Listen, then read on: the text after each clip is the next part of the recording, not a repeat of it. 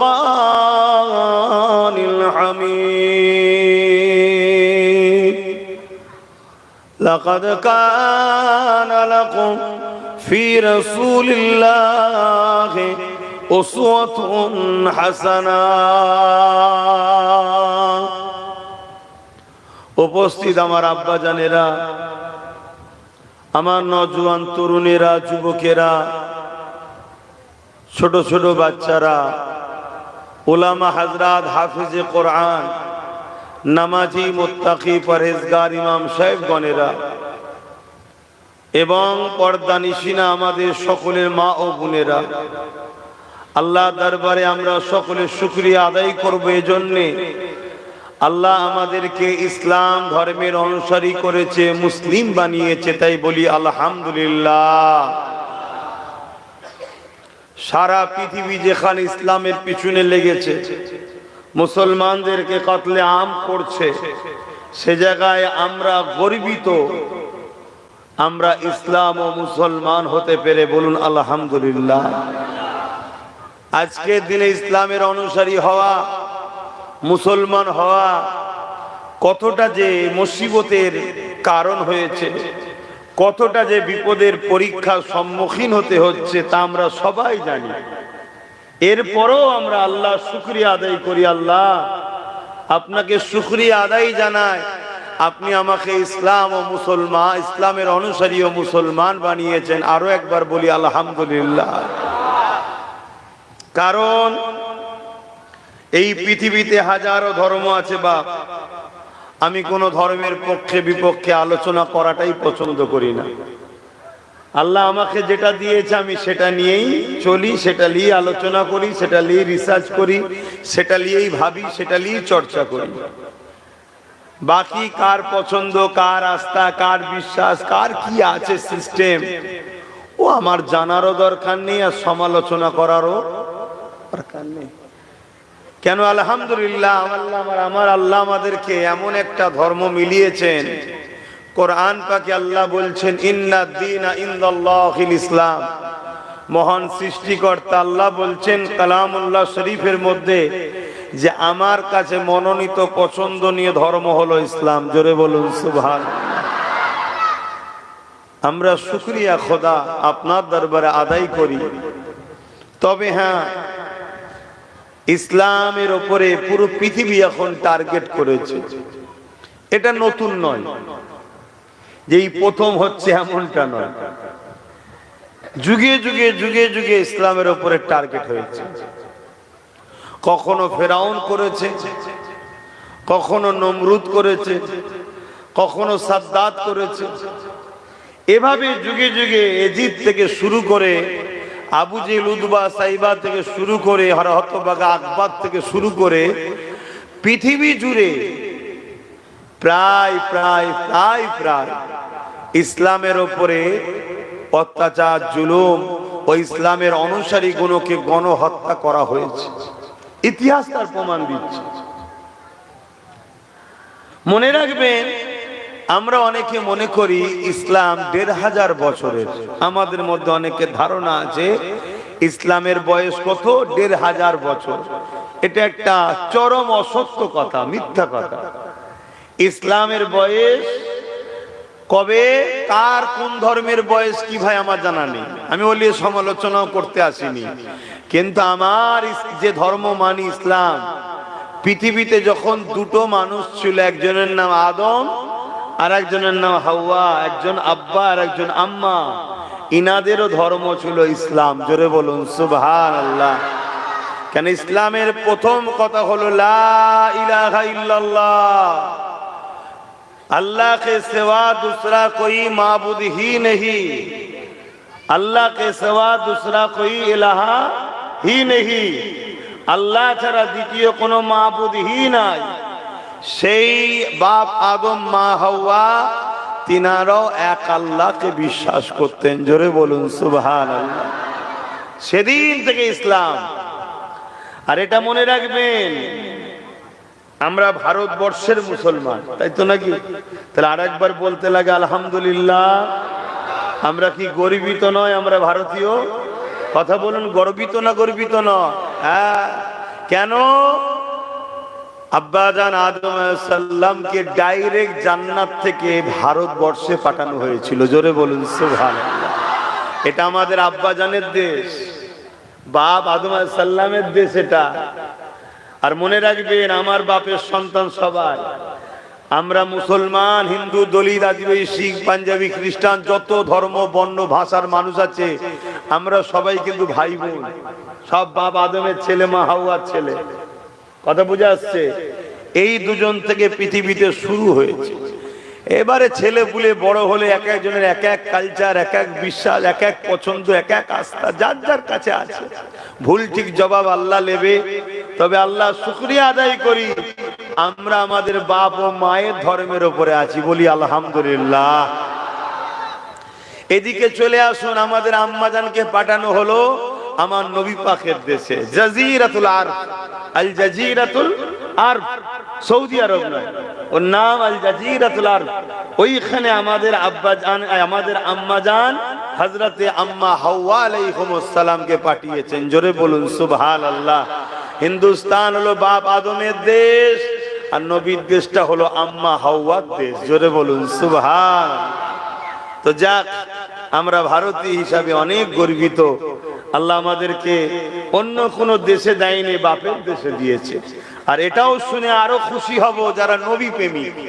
মুসলমানের মধ্যে আবার দুটো কোয়ালিটি আছে বাপ, কিছু মনে করলে হবে না, সত্যটা বলতে হবে। অনেকের মাথায় এখন ঢুকেছে আমরা এখন বিপদে পড়েছি, ওসব কথা বাদ দাও, মিলে জুলে যেতে হবে, এসব শয়তান ঢুকছে আবার কারো কারো মাথায়। এ আর একবার ধ্বংস হবার প্ল্যান। হ্যাঁ, সারা জীবন ধরে আমার নবীকে গাল দিলি, ছোট বড় কথা বলি, রসুলের শানে গোস্তাকি করলি, এখন বলছি মিলে যাও। হ্যাঁ, পাগলামি ধরেছো? হ্যাঁ, মিলতে তো হবে। নবীর প্রেমিকরা এক হয়ে যাও। জোরে বলুন সুবহানাল্লাহ। কার কি পীর, কার কি মুর্শিদ, কে কোন দরবারের, কে কোন উলামার, কে কোন আমির হযরতের, ওসব নিজের কাছে রাখো। যারাই নবীকে ভালোবাসো তোমরা সব এক হও।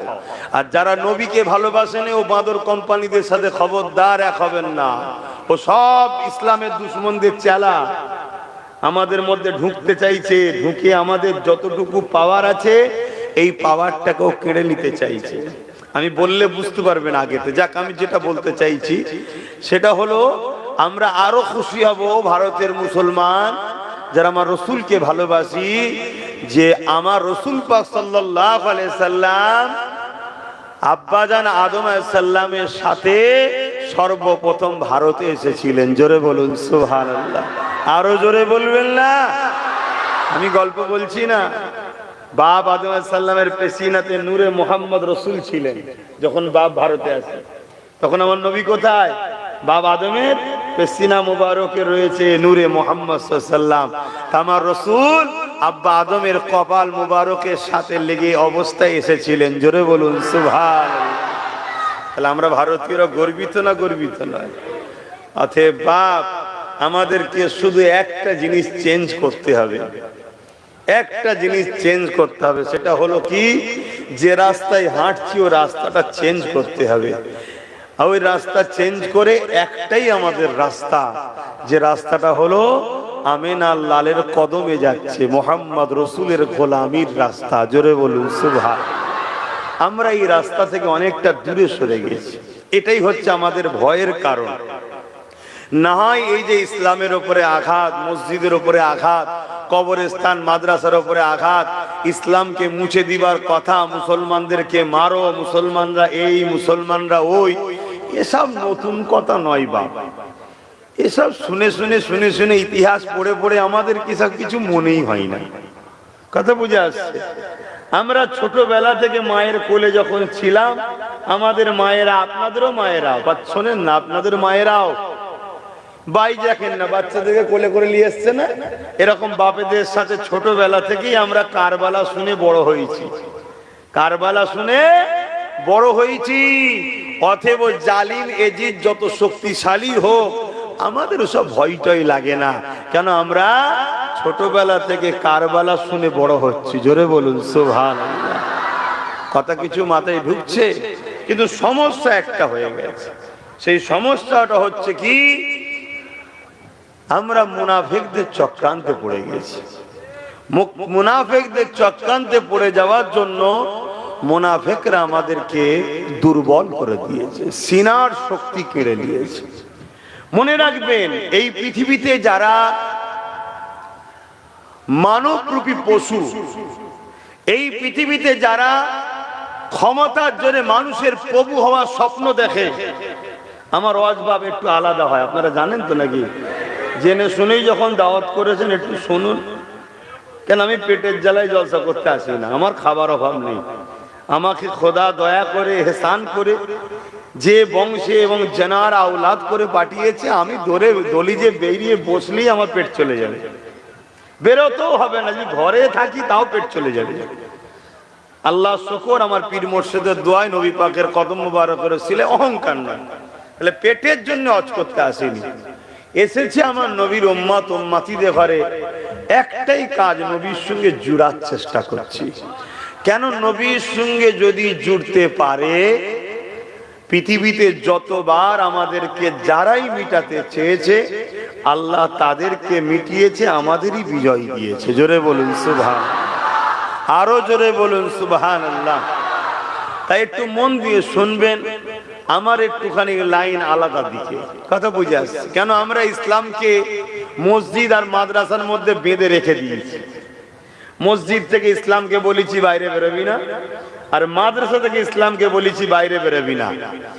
অর্থাৎ মসজিদে গেলে মনে পড়ে কোরআন হাদিসের কথা, আর মাদ্রাসায় গেলে মনে পড়ে কোরআন হাদিসের কথা। এটা একটা মাদ্রাসা, জামে সাগীরে আছে ওয়াজের মাহফিল, এটা একটা মাদ্রাসা। বাকি সব জায়গায় আমরা কোরআন হাদিসের বিরুদ্ধে লেগে গেছি।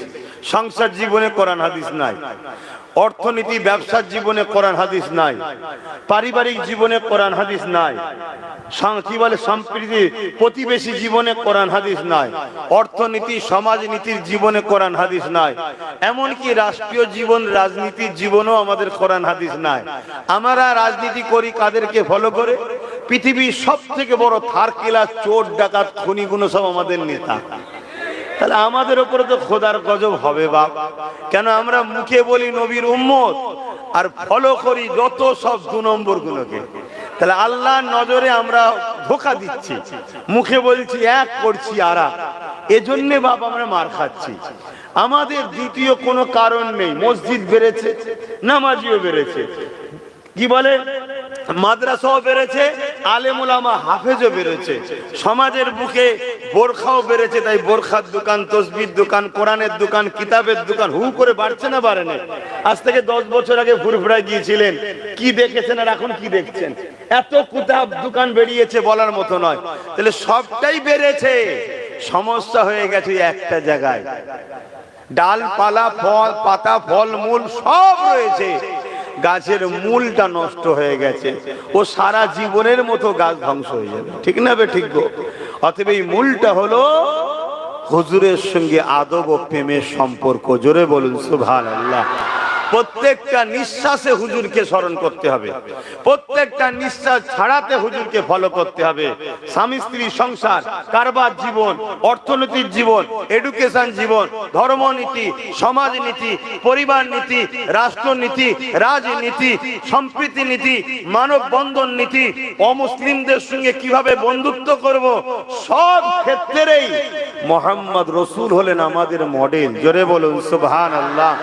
আমরা সেই নবীকে ছেড়ে দিয়েছি, আর আমরা এমনি এমনি ছাড়িনি, আমাদেরকে 100 বছরের প্ল্যান তৈরি করে ছাড়ানো হয়েছে, ছাড়ানো হয়েছে। কেন ছাড়ানো হয়েছে? তাম পৃথিবী দেখেছে যে জাতির হাতে কোনো সময়তেই অস্ত্র ছিল না, এ জাতির হাতে কোনো সময়তেই পাওয়ার ছিল না, এ জাতির হাতে কোনো সময়তেই ম্যান পাওয়ারও ছিল না, তারপরও এ জাতিকে বিশ্ব মিটাতে চেয়েছে অনেকবার, মিটাতেও পারে না। জোরে বলুন সুবহানাল্লাহ। কিছু তো ব্যাপার আছে এ জাতির, অস্ত্র নেই, ম্যান পাওয়ার নেই, মানি পাওয়ার নেই, মাসুল পাওয়ার নেই, তাহলে তারপরও যেতে কি করে? কোটি কোটি টাকা খরচ করে তারা মাদ্রাসা করছে, সেই মাদ্রাসায় বড় বড় বাইরে থেকে বড় বড় শিক্ষিত লোকেদেরকে নিয়ে এসে সেখানে রিসার্চ করছে, বার করো তথ্যটা কি। তারা বার করে উত্তর দিয়েছে একটা, কি এ জাতির দিলে যতদিন সবুজ গম্বুজওয়ালা কামলিওয়ালা থাকবে, পৃথিবীতে কোনো মা এমন সন্তান পয়দা করতে পারেনি, মোহাম্মদ রসুল যার দিলে থাকবে ও জাতিকে কেউ মিটাতে পারবে। জোরে বলুন সুবহান, আরো জোরে বলুন সুবহানাল্লাহ।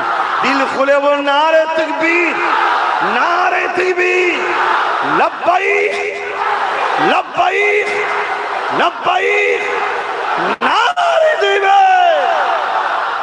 তাই পৃথিবী জুড়ে আমাদের দিল থেকে নবীকে বার করার জন্য লক্ষ কোটি মিলিয়ন বিলিয়ন কোটি টাকা খরচ করে মাদ্রাসা তৈরি হচ্ছে, মাদ্রাসা মসজিদ তৈরি হচ্ছে, সেখানে আলেম তৈরি হচ্ছে, মসজিদে যাচ্ছে, ইমামতি করছে, তাদের মধ্যে নামাজ পাবেন, রোজা পাবেন, হজ পাবেন, যাকাত পাবেন, কি বলে কোরআন তেলাওয়াত পাবেন, দাড়ি পাবেন, টুপি পাবেন, সব পাবেন।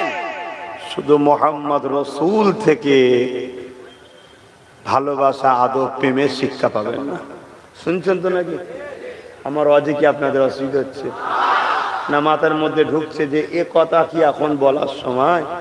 এখন তো মিলে জুলে চলা দরকার। হ্যাঁ, মিলে জুলে চলা দরকার। কি গো হাফেজ সাহেব, বলবেন তো এ কথা কি এখন বলা দরকার? এটা মাথায় ঢুকছে তো নাকি? কিন্তু আমি বলবো এখন মিলার কথা মনে পড়েছে, এই সমস্যাটা পড়লি কেন একবার ভাববিনি? 10 বছর ধরে তো আমি বুঝাচ্ছি তোদের অকাপ যাচ্ছে, অকাপ যাচ্ছে, অকাপ যাচ্ছে, অকাপ যাচ্ছে, বলিছি না বলিনি? মসজিদে গেলে মারবে, কবরস্থানে যেতে পারবি না, মা বোনেদেরকে লাশ পুরাতে হবে, 10 বছর ধরে তো বুঝাচ্ছি। তাহলে এখন হঠাৎ করে মনে পড়লো যে এক হতে হবে? ঠিক আছে, এক হবো তো। কে বলছে আমি কি একের বিরুদ্ধে নাকি? আল্লাহ কোরআনে বলছে তোমরা একত্রিত হয়ে থাকো, আমার রশিকে মজবুত করে ধরো। তা আল্লাহর রশিটা কি? কোন বাজারে কিনতে পাওয়া যায়? লিয়ে আসো, ধরবো। বলো আল্লাহর রশিটা কি? আল্লাহর রশিটা কি বলতে হবে তো? আল্লাহর রশিটা হলো মুহাম্মদ সাল্লাল্লাহু আলাইহি সাল্লামের সুন্নাত তরিকা, তার কদম নকশা কদম। জোরে বলুন সুবহানাল্লাহ। যদি কেউ বলে কোরআন, আমি বলবো ঠিকই বলেছে। কোরআনটা কি? আল্লাহর কথা। তা আল্লাহর কথাটা কি? কোরআনের বাস্তবটা হলো মুহাম্মদ সাল্লাল্লাহু আলাইহি সাল্লাম। জোরে বলুন সুবহানাল্লাহ। হ্যাঁ, আসো, তুমি আমি কার থেকে ফতোয়া জানতে যাচ্ছি? আম্মা জান আয়েশা সিদ্দিকাকে সাহাবা হুজুররা জিজ্ঞেস করছেন, আম্মা জান আমাদের রাসূল কেমন ছিলেন? মন দিয়ে শুনবেন।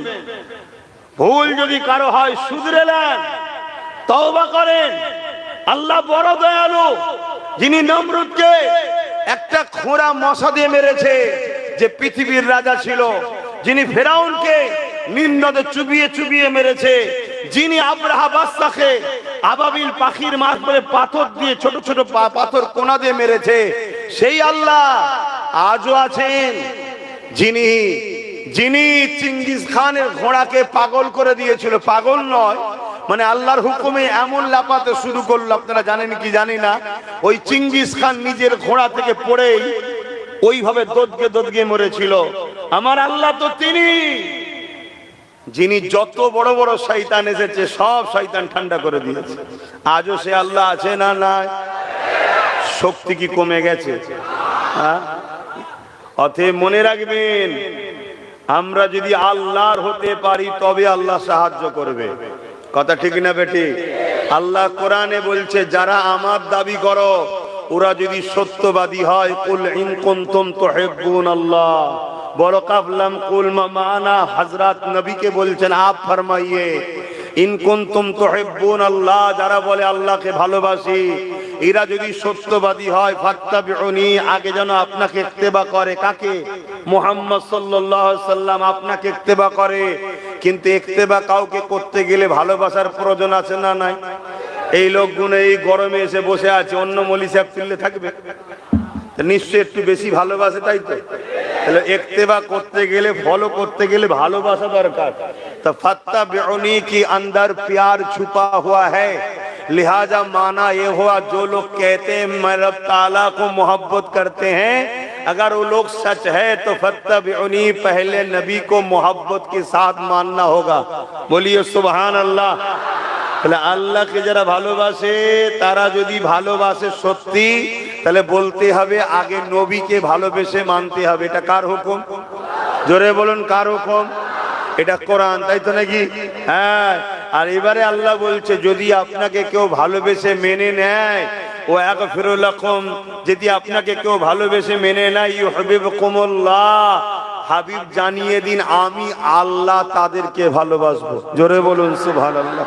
আল্লাহ যাদেরকে ভালোবাসবে তারা কামানের সামনে জান্নাত দেখতে পাবে, তারা নুকোবে না। আল্লাহ যাদেরকে ভালোবাসবে তারা AK-47 এর সামনে জান্নাতের খুশবু পাবে, তারা কখনো ঘাবড়াবে না। আল্লাহকে যারা ভালোবাসবে তারা ওই ছোট একটা কথা বলে দিই, এখানে চিঙ্গিস খানের কথাটাই বলে দিই, একটু বলে দিই, নোট করে নেন। চিঙ্গিস খান অনেক বড় জালিম এক রাজা ছিল, পুরো বাগদাদকে উজাড় করে দিয়েছিল। কথা বুঝে আসছে? পুরো বাগদাদের মাদ্রাসা, মসজিদ, লাইব্রেরি আগুন ধরিয়ে ভেঙে চুরমার করে দিয়েছিল। যেমন আমার দেশে আজকাল একদল জালিমরা করছে, ওই রকম করেছিল। করার পরে ওই চিঙ্গিস খান একদিন একটা মাদ্রাসা 300 উস্তাদকে বন্দি করেছে, করে কাতার দিয়েছে, 3টে কাতারে 100-100 করে দাঁড় করিয়েছে। জাল্লাদকে বলছে প্রথম কাতারের উলামাদের গর্দানগুলোকে উড়াও। আরে সন্ত্রাস তো তারা যারা ইসলামকে অপছন্দ করে, তারা শুনছেন তো নাকি? জঙ্গিবাদ তো তারা যারা ইসলামের বিরোধী করে, তারা আতঙ্কবাদ প্রকৃত তো তারা যারা ইসলামের বিরোধী করে, তারা। কেন ইসলাম শব্দের মানেই যখন বোঝে নেয় তাহলে সমস্যা হওয়াটা স্বাভাবিক। ইসলাম কাকে বলে আমরা মুসলমানরাই জানি না, আমরা মনে করি দাড়ি টুপি নামাজ রোজা এটাই হলো ইসলাম। না বন্ধু, ইসলাম এটা যেমন এটা ব্যক্তি জীবনের ইসলাম, সমাজ জীবনের ইসলাম হলো ক্ষুধার্ত মানুষকে খানা খাওয়াবার নাম ইসলাম। জোরে বলুন সুবহানাল্লাহ। সে ক্ষুধার্ত যে কোনো ধর্মের হতে পারে, তার ধর্ম দেখো না, সে ক্ষুধার্ত তাকে খানা খাও। ক্ষুধার্ত মানুষ যদি বিপদে পড়ে তার পাশে দাঁড়িয়ে তার বিপদ মুক্ত করার নাম ইসলাম। জোরে বলুন সুবহানাল্লাহ। বুকে হাত দিয়ে বলুন অস্ত অনেক শুনেছেন। আমার নবী যখন মক্কার জমিনে এসে মজলুমদের পাশে দাঁড়িয়ে জালিম আবু জেহেলের বিরোধী করেছিল, তখন কোন মজলুম কি মুসলমান ছিল? যাদের বেটিগুলোকে জেলতো পুঁতে দিয়া তারা কি মুসলমান ছিল? তারা কেউ এক আল্লাহ মানতো? তারা তো 360টা নকল খোদা মানতো। নবী তো তাদের হয়ে আবু জেহেলের বিরুদ্ধে লড়েছে। মাথায় ঢুকান কথাগুলো। আমাদের প্রতিবেশী হিন্দু হোক আর খ্রিস্টান হোক আর আদিবাসী হোক, কেউ যদি বিপদে পড়ে তার পাশে দাঁড়িয়ে তার বিপদ মুক্ত করার নামও ইসলাম। জোরে বলুন সুবহানাল্লাহ। এক কথায় আল্লাহর সৃষ্টিকে ভালোবাসার নাম কি? জোরে বলুন ইসলাম। কিন্তু আজকে আমরা দেখছি মিডিয়াতে কি নরের তকবীর আল্লাহ আকবার AK-47 দিয়ে গুলি করে দিল, বললো এই দেখো ইসলাম। এই তো তোদেরই তৈরি করা, এটা তো তোরাই তৈরি করেছিস। তোদের আব্বা জান আমেরিকা, হিলারি ক্লিনটন সে নিজে বলছে আল কায়দা আমরা তৈরি করেছি। তারপরে আল কায়দাকে যখন রাশিয়াকে টুকরো করে দিলাম, আল কায়দার উপর থেকে আমরা হাত তুলে নিলাম, সাহায্য করা ছেড়ে দিলাম। তারা রেগে গিয়ে আমার দেশের উপরে ওয়ার্ল্ড ট্রেড সেন্টারে হামলা করলো। তারপর থেকে তারা নিজেদের নামকে চেঞ্জ করে ISIS হয়ে গেল। এটা আমেরিকার তৈরি করা। আমেরিকা তো জালিমদের আব্বাজান হয়, আমাদের কি হয় নাকি? কথা বলছে না তো। ডোনাল্ড ট্রাম্পের কি বলে ফটো নিয়ে ধূপ ধুনুক দিয়ে ফুল টুল মালা তো আমার দেশে একদল লোক করেছিল, জানেন তো নাকি? তারপরে দ্বিতীয়বার ডোনাল্ড ট্রাম্প যখন ক্ষমতায় এলো, আমার ভারতীয় গুণকে পাকিস্তান থেকে হাতে পায়ে দড়ি, এই ভারত কি বলে আমেরিকা থেকে হাতে পায়ে দড়ি বেঁধে আমার দেশে অপমান করে পাঠাচ্ছে। তোমাদের আব্বাজান করেছে, আমরা কি করব? কষ্ট হচ্ছে, নিতে পারছে না না? তো ভাইয়ের আমার চলে আসুন, ইসলামকে জানুন। ইসলামকে তো আমরা মুসলমানই জানি না, এজন্য তো সমস্যা। আমরা গলা লম্বা করে বলি আমি মুসলমান, আমি ইসলামের অনুসারী, নিজের ভাইয়ের বিরুদ্ধে আমরা ষড়যন্ত্র করি। আমরা ভাইয়ের মাল ঝেড়ে খাই, ভাইয়ের জমি দখল করি, ভাইয়ের নামে কেস দিই, বাপের নামে কেস দিই, মায়ের নামে কেস দিই, এই প্রতিবেশীর উপরে জুলুম করি। আমরা নিজেরাই যদি ইসলামের উপরে না থাকি, তাহলে আল্লাহর কাছে বলছি আমরা মুসলমান, ইসলামের অনুসারী, আর কাজ করছি ইসলাম বিরোধী। আল্লাহ তো সূরা বাকারার মধ্যে কোরআনে বলেছে, তোরা যখন আমার ও আমার হাবিবকে ছেড়ে দিয়ে যাদের তাবেদারি করবি, যাদের অনুসরণ করবি, আমি আল্লাহ তাদেরকে শক্তিশালী করে তোদের মাথায় বসাবো, তাদের হাতে আমি আল্লাহ তোদেরকে মিটাবো। কথা মাথায় ঢুকছে না, ঢুকে না? ইসলামের ছেলে মেলায় যায়, ইসলামের ছেলে ফাংশনে যায়, ইসলাম ছেলে অন্য জাতির ধর্মীয় অনুষ্ঠানে যায়, ইসলামের ছেলেরা তাদের উৎসবে যায়, তাদেরকে ফলো করে, তাদের সঙ্গে হই হই করে, তাদের সঙ্গে সব কালচার তাদের মতো হয়ে গেছে, সব আদর্শ তাদের মতো হয়ে গেছে, তাদের মতো হিংসুক হয়েছে, তাদের মতো খুনি হয়েছে, তাদের মতো চরিত্রহীন হয়েছে, তাদের মতো গুন্ডা হয়েছে, তাদের মতো বদমাইশ হয়েছে। একটা কেউ মোহাম্মদ রসুলের আদর্শ অনুযায়ী আছে? তাহলে আল্লাহ বলছে যাদের মতো হবি তাদের হাতে আমি আল্লাহ তোদেরকে মিটাবো। তাহলে আমরা আমাদের পাওনা পাচ্ছি না, পাইনি? তাহলে রইলো এবারে ইসলাম। ইসলামকে নিয়ে চিন্তা তোমারও করে লাভ নেই, আমারও করে লাভ নেই। আমি তুমি যদি ইসলামের জন্য দরদ দেখাই, হতে পারে আল্লাহ গুনাহ মাফ করে আমাদেরকে সাহায্য করতে পারে। জোরে বলুন সুবহানাল্লাহ। আল্লাহ দিনের জন্য আল্লাহই যথেষ্ট, আল্লাহ দিনের জন্য আল্লাহই যথেষ্ট।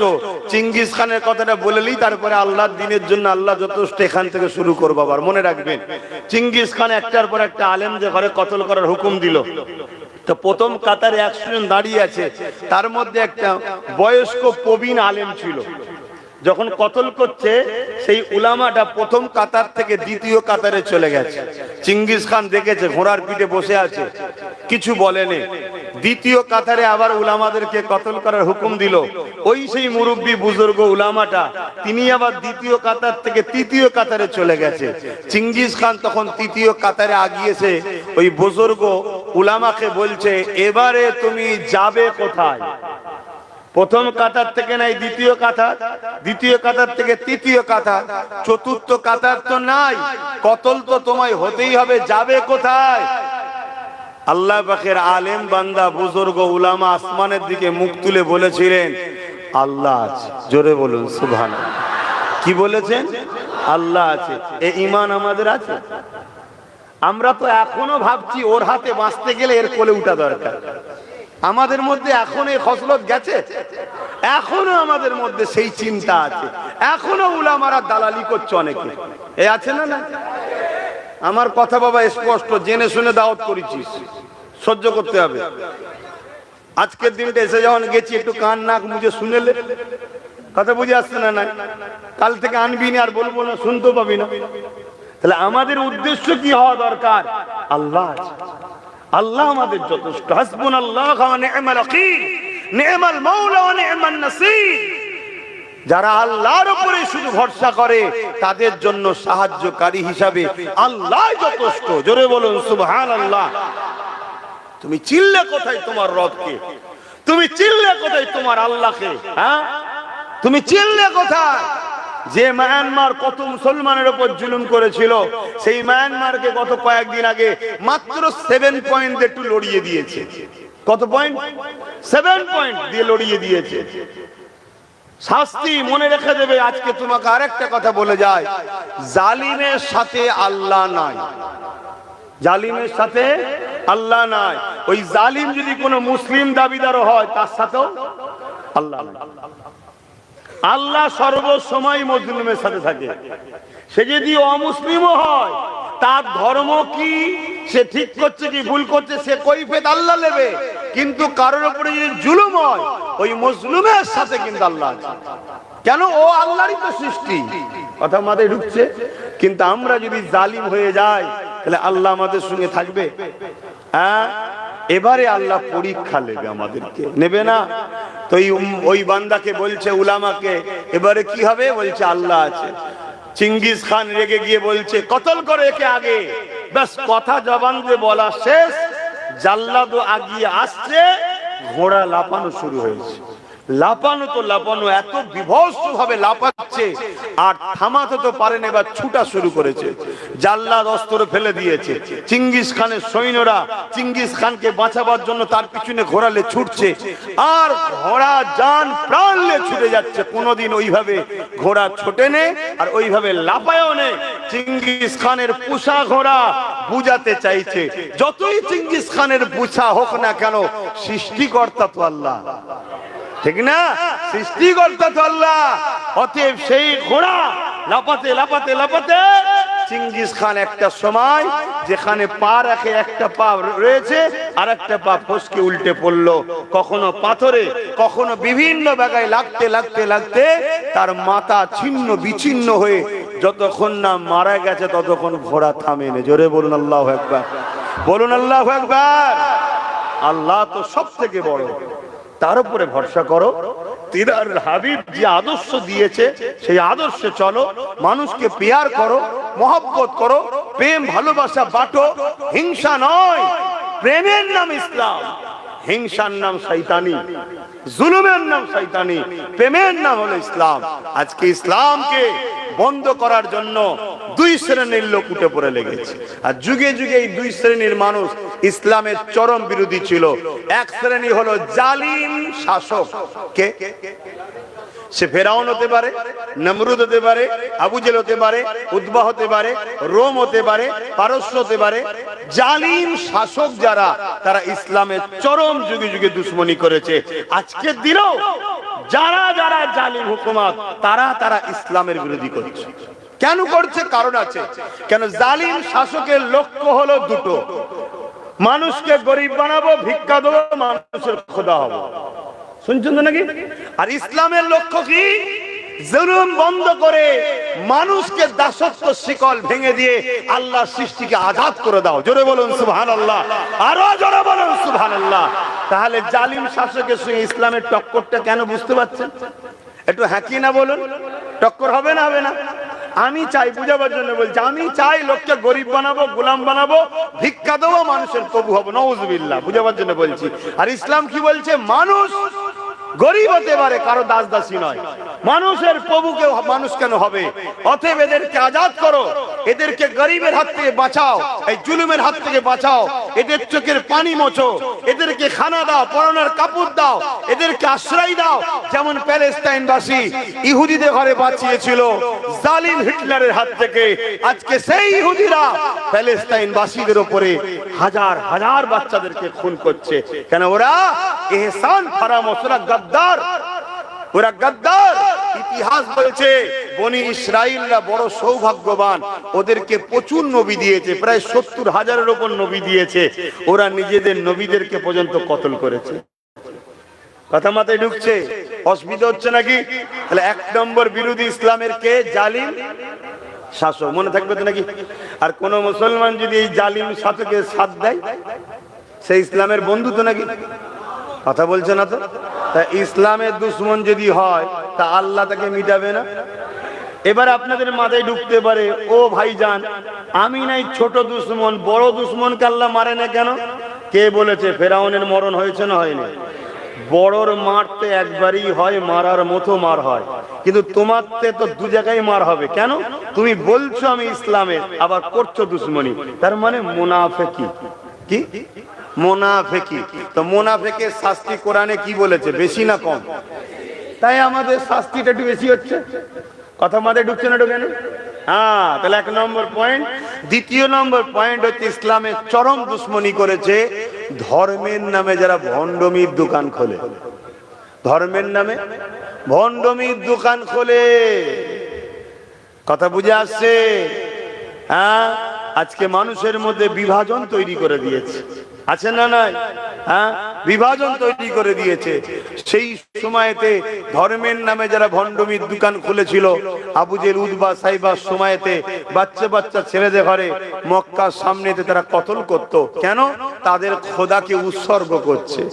এই যে ধর্মের নামে যে শয়তানি ভণ্ডমি, এই ধরনের মানুষ যারা, তারা ইসলামের চরম দুশ্মনী করেছে। এই দুই শ্রেণীর মানুষ, তাই এরা ইসলামকে মুছতে চেয়েছে। কিন্তু মনে রাখবেন, ইসলামকে যারা মুছতে চেয়েছে তাদের সঙ্গে আল্লাহ দুই ধরনের ব্যবহার করেছে।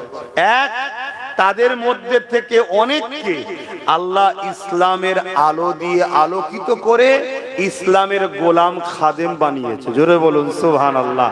দ্বিতীয়, ফেরাউনের মতো, নমরুদের মতো তাদেরকে আল্লাহ একেবারে ধ্বংস করে দিয়েছে। মনে থাকবে? দুই ধরনের ব্যবহার করেছে। এক হলো আল্লাহ পরিবর্তন করে দিয়েছে, করে ইসলামের খাদেম। যেমন আমার দেশে বাবরি মসজিদে প্রথম যে আঘাত করেছিল, জানেন তো নাকি? যে প্রথম আঘাত করেছিল, আল্লাহ তাকে দেখুন ইসলামের আলো দিল, সে মুসলমান হলো। 100টা মসজিদ তার হাতে আল্লাহ বানিয়ে দিল। জোরে বলুন সুবহানাল্লাহ। আবার দেখুন আরেকজন ইসলামের দুশ্মন, কি রেজবি যেন নাম ছিল, সুপ্রিম কোর্টে কেস করেছিল জানেন না, কোরআনের 26টা আয়াত নিয়ে। ওই যে ও বদমাইশ কোরআনের বিরুদ্ধে গেল, কথা বুঝলেন, আল্লাহকে কি করলো, ইসলাম থেকে প্রথম বেরিয়ে অন্য ধর্মে চলে গেল। সেই ধর্মের মানুষরা কিছুদিন লোকে হাইলাইট করলো, ফটো টোটো তুলে, দেখো ইসলাম ছেড়ে দিচ্ছে, ইসলাম ছেড়ে দিচ্ছে। শুনছেন না? যেমন রিসেন্ট একজন বললো আমি ছেড়ে দিচ্ছি, তদন্ত করে দেখা যাচ্ছে এর আগে 25 বার আরো বলেছে ছেড়ে দিচ্ছে। শুনছেন তো নাকি? ও 25 বার ছাড়া হয়ে গেছে একবার, ওর শখ একটু হাইলাইট হবে, কিন্তু ওকে কেউ ভিক্ষা দিচ্ছে না। শুনছেন তো নাকি? ও চিড়ে ভিজছে না ওর চলে। তো যাই হোক, তো এই যে কথা বললাম যে 26টা কোরআনের আয়াতের কেস করেছিল, লাস্টে এখন তারাও ওকে লাথি মেরে বার করে দিয়েছে। ব্রো ব্রো, তুই তোর জাতের থেকে জেলিয়েছিলাম, আমাদের কাছে এসছিস ওখান থেকে, দেখুন এখন কুকুরের মতো ফুটপাতে ঘুরছে। শুনছেন তো নাকি? তাহলে দুটো সিস্টেম দেখালাম। এবার আগিয়ে চলুন, আমার নবী পাক সাল্লাল্লাহু আলাইহি সাল্লাম যখন দ্বীনের প্রচার করলেন, আল্লাহ নবী বড় হলেন, কাবা শরীফের সামনে দাঁড়িয়ে গেলেন। মক্কার মানুষ, এলাকার মানুষ দিওকে ডাক দিলেন, এ আমার প্রতিবেশী এলাকার মানুষেরা, এদিকে সবাই আসো।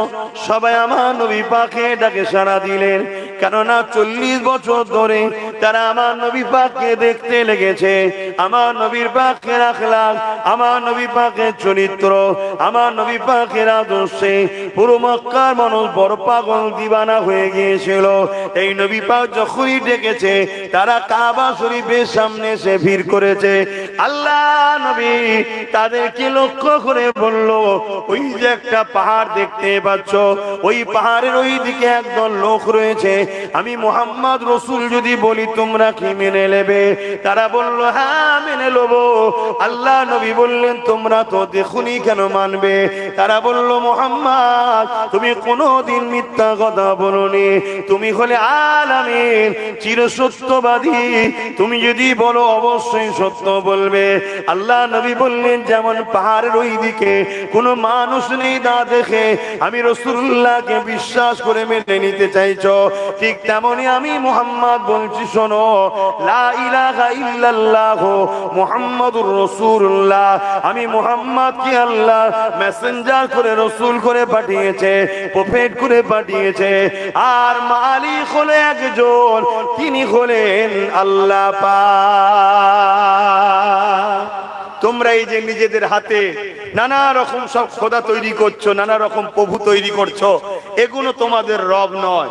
তোমাদের রব হলো একজন, যিনাকে কেউ দেখেনি, তিনি আছেন।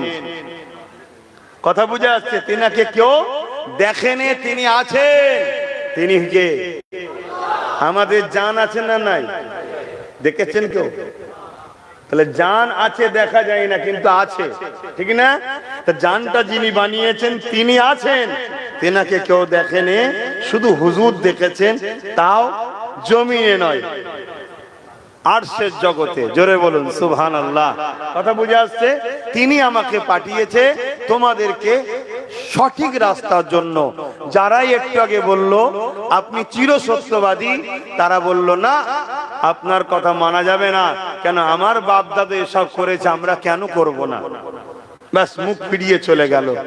আল্লাহ নবী পরের দিন আবার দাওয়াত দিচ্ছে, আবু জেহেলের কানে খবর চলে গেছে। আবু জেহেল দেখছে মুহাম্মদ রাসূল যা বলছে ঠিকই, কিন্তু মুহাম্মদ রাসূলের দিকে যদি চলে যায় লোকগুলো, তাহলে আমি যে এদেরকে আমার গোলাম বানিয়ে রেখেছি, ভণ্ডমি দিয়ে, 2 নম্বরই দিয়ে আমি যে আমার গোলাম বানিয়ে রেখেছি, তাহলে আমার থেকে যদি পালিয়ে যায়, তাহলে আমার তো ক্ষমতা শেষ, রুখতে হবে। আমার রাসূল পাক সাল্লাল্লাহু আলাইহি সাল্লাম যেই দিনের মেসেজ দিতে গেল, আবু জেহেল আগিয়ে এসে আমার নবীর সঙ্গে বিয়াদবি করেছে, গায়ে হাত পর্যন্ত তুলেছে। শুনছো? তুমি আমি সহজ ইসলাম পেয়েছি না, তাই ইসলামের গুরুত্ব নাই। মুসলমান ঘরের ছেলে চাঁদ রাত্রিরে বক্স বাজায়, চাঁদ রাত্রিরে ফাংশন করে, মেলা দেয় মুসলমানের ছেলে, তাই এদের উপরে তো আল্লাহ জালিম শাসক বসাবে, ঠিক না? বলছো নাকি? ভাই যারা আসছেন একটু বাঁদিকে চেপে যাবেন, তোমরা করো না, আমি যদি এটা বলি ওয়াজের লাইন অন্যদিকে চলে যাবে। তাহলে বলো এটা কি আমাদের অন্যায় না অন্যায় নয়? আমার নবী কি ঈদ উপলক্ষে করে ডান্স দিয়েছিল, নাচ দিয়েছিল, ফাংশন দিয়েছিল, মেলা দিয়েছিল? এটা কি ইসলামের পাঠ? তাহলে তুমি ইসলাম উপলক্ষ করে কাজ করলে কি করে? অন্য দিনে যদি করো কাবিরা গুনাহ হবে, আর ইসলামকে কেন্দ্র করে যদি করো কাফের হবে। শুনছেন না শোনেননি? আরো একটা কথা বলি, আমার মুসলিম ছেলেরা এখন ইফতার পার্টিলে বড় নাচানাচি করছে। বেঈমান নেতা, শয়তান নেতা, চোর নেতা, খুনি নেতা, ধর্মের নামে শয়তানি, তাদের ঘরে নিয়ে সব এখন ইফতার পার্টি দিচ্ছে। এটা কি ইসলামে আছে? এক কথা বলো আছে? তাহলে তুমি আমার ধর্মকে বাঁচাচ্ছ না মিটাচ্ছ? তাহলে ও একা মিটাচ্ছে না, তুমি আমি মিটাচ্ছি। তাহলে আল্লাহ মিটাবে না, মিটাবে না তোমাকে আমাকে? তাহলে আমরা আমাদের দোষে মার খাচ্ছি না খাই না? আমার অজ বুঝছেন তো নাকি? হ্যাঁ বা মহব্বতে শুধু প্লেন কথা বলে চলে গেলে হবে না, বোঝো ভালো করে, এখনো সময় আছে, পরিবর্তন হও, তওবা করো, আল্লাহকে সেজদা দাও, চোখের পানি ফেলার, বলো আল্লাহ যা ভুল করেছি ক্ষমা করে দেন, আপনি সাহায্য পাঠান, আপনি সাহায্য পাঠান। আমরা কথা দিচ্ছি আর জুলুম করব না, আর অন্যায় করব না, আর অত্যাচার করব না, আর নফসের উপরে দিনের উপরে ক্ষতি করব না। তুমি কথা দাও, আমার আল্লাহ তোমাকে সাহায্য করবে। এই চুনোপুটিদের মারতে খোদার বেশিক্ষণ সময় লাগে না। কথা মাথায় ঢুকছে না? ঢোকে নেই? কিন্তু তুমি যদি ভালো না হও তা আল্লাহ কাকে সাহায্য করবে? আমি তো দেখছি দাঁড়িয়ে মাথায় টুপি মুসলমান, আদৌ মুসলমান? নামে তালপুকুর ঘটি ডোবে না, এ আছে না না সমাজে? তাহলে আমরা যদি সেই রকম হয়ে যায় যে নামে তালপুকুর পানিই নেই, নামে মুসলমান, আখলাক চরিত্র লেবাসে উঠাতে বসাতে কোন জায়গাতে মোহাম্মদ রাসূলের আদর্শ নেই, তাহলে আমরা ধ্বংস হব না? বলো, কথা বল। বাপেরা, নজওয়ান তরুণেরা, এ নবী পাকের প্রেমিকেরা, আল্লাহ নবী শুনিয়া বুঝের বিরোধী করে ফেললো, নবী পাকের গায়ে হাত তুলে ফেললো। আল্লাহ নবী মনে দুঃখে ঘরে চলে আসলে, আমার নবী পাক পরের দিন আবার দাও দিতে গেল। আমার নবী পাকের কথা শুনে হযরত আবু বকর সিদ্দিক আমার নবী পাকের হাতে হাত দিয়ে নবী পাকের পাশে দাঁড়িয়ে গেলে। অনেক বড় কথা আমি যেটা বোঝাতে চাইছি, এইভাবে 39 জন ইমানের নূরে কালেমা পড়ে আমার নবী পাকের সাথে সাথ দিয়েছে। আমাদের সমাজে একদল মানুষ প্রচার করে বেড়ায় ইসলাম নাকি অস্ত্রের জোরে, তরোয়ালের জোরে নাকি দুনিয়ায় এসেছে। তা মনে রাখবে, ইসলাম যদি অস্ত্র তরোয়ালের জোরে আসতো, আমার নবী পাক তো একা ছিল, পুরো দুনিয়ার মানুষ তো নবীর বিরুদ্ধে লেগেছিল। এ যুবকেরা, তরুণেরা, বাপেরা, কিন্তু যারা প্রচার করছে আজকে সোশ্যাল মিডিয়ায় দেখতে পাচ্ছে, লোকে নুগি শাড়ি বিতরণ করে, তারা আজকে অস্ত্র বিতরণ করছে। দেখছেন না? দেখেন, ইসলাম অস্ত্র দ্বারা আসেনি, ইসলাম এসেছে লাকাদ কানা লাকুম ফি রাসূলিল্লাহি উসওয়াতুন হাসানা, নবীর উত্তম মডেল আদর্শ ভালোবাসাতে মানুষ ইসলাম অ্যাকসেপ্ট করেছে। জোরে বলুন সুবহানাল্লাহ। আজকে আমেরিকা, ইউরোপ, দুনিয়ায় কারা রাজত্ব করছে? ইসলাম। কথা বলুন না গো। আজকে ইউরোপ, দুনিয়া, আমেরিকা থেকে শুরু করে ক্ষমতা কাদের হাতে? ইসলামের হাতে না ইহুদি খ্রিস্টানদের হাতে? জোরে বলুন। যাদের বুলি হলো আমেরিকা থেকে ইসলামকে মুছে দেবো, বুশ বলেছিল না? বলেন।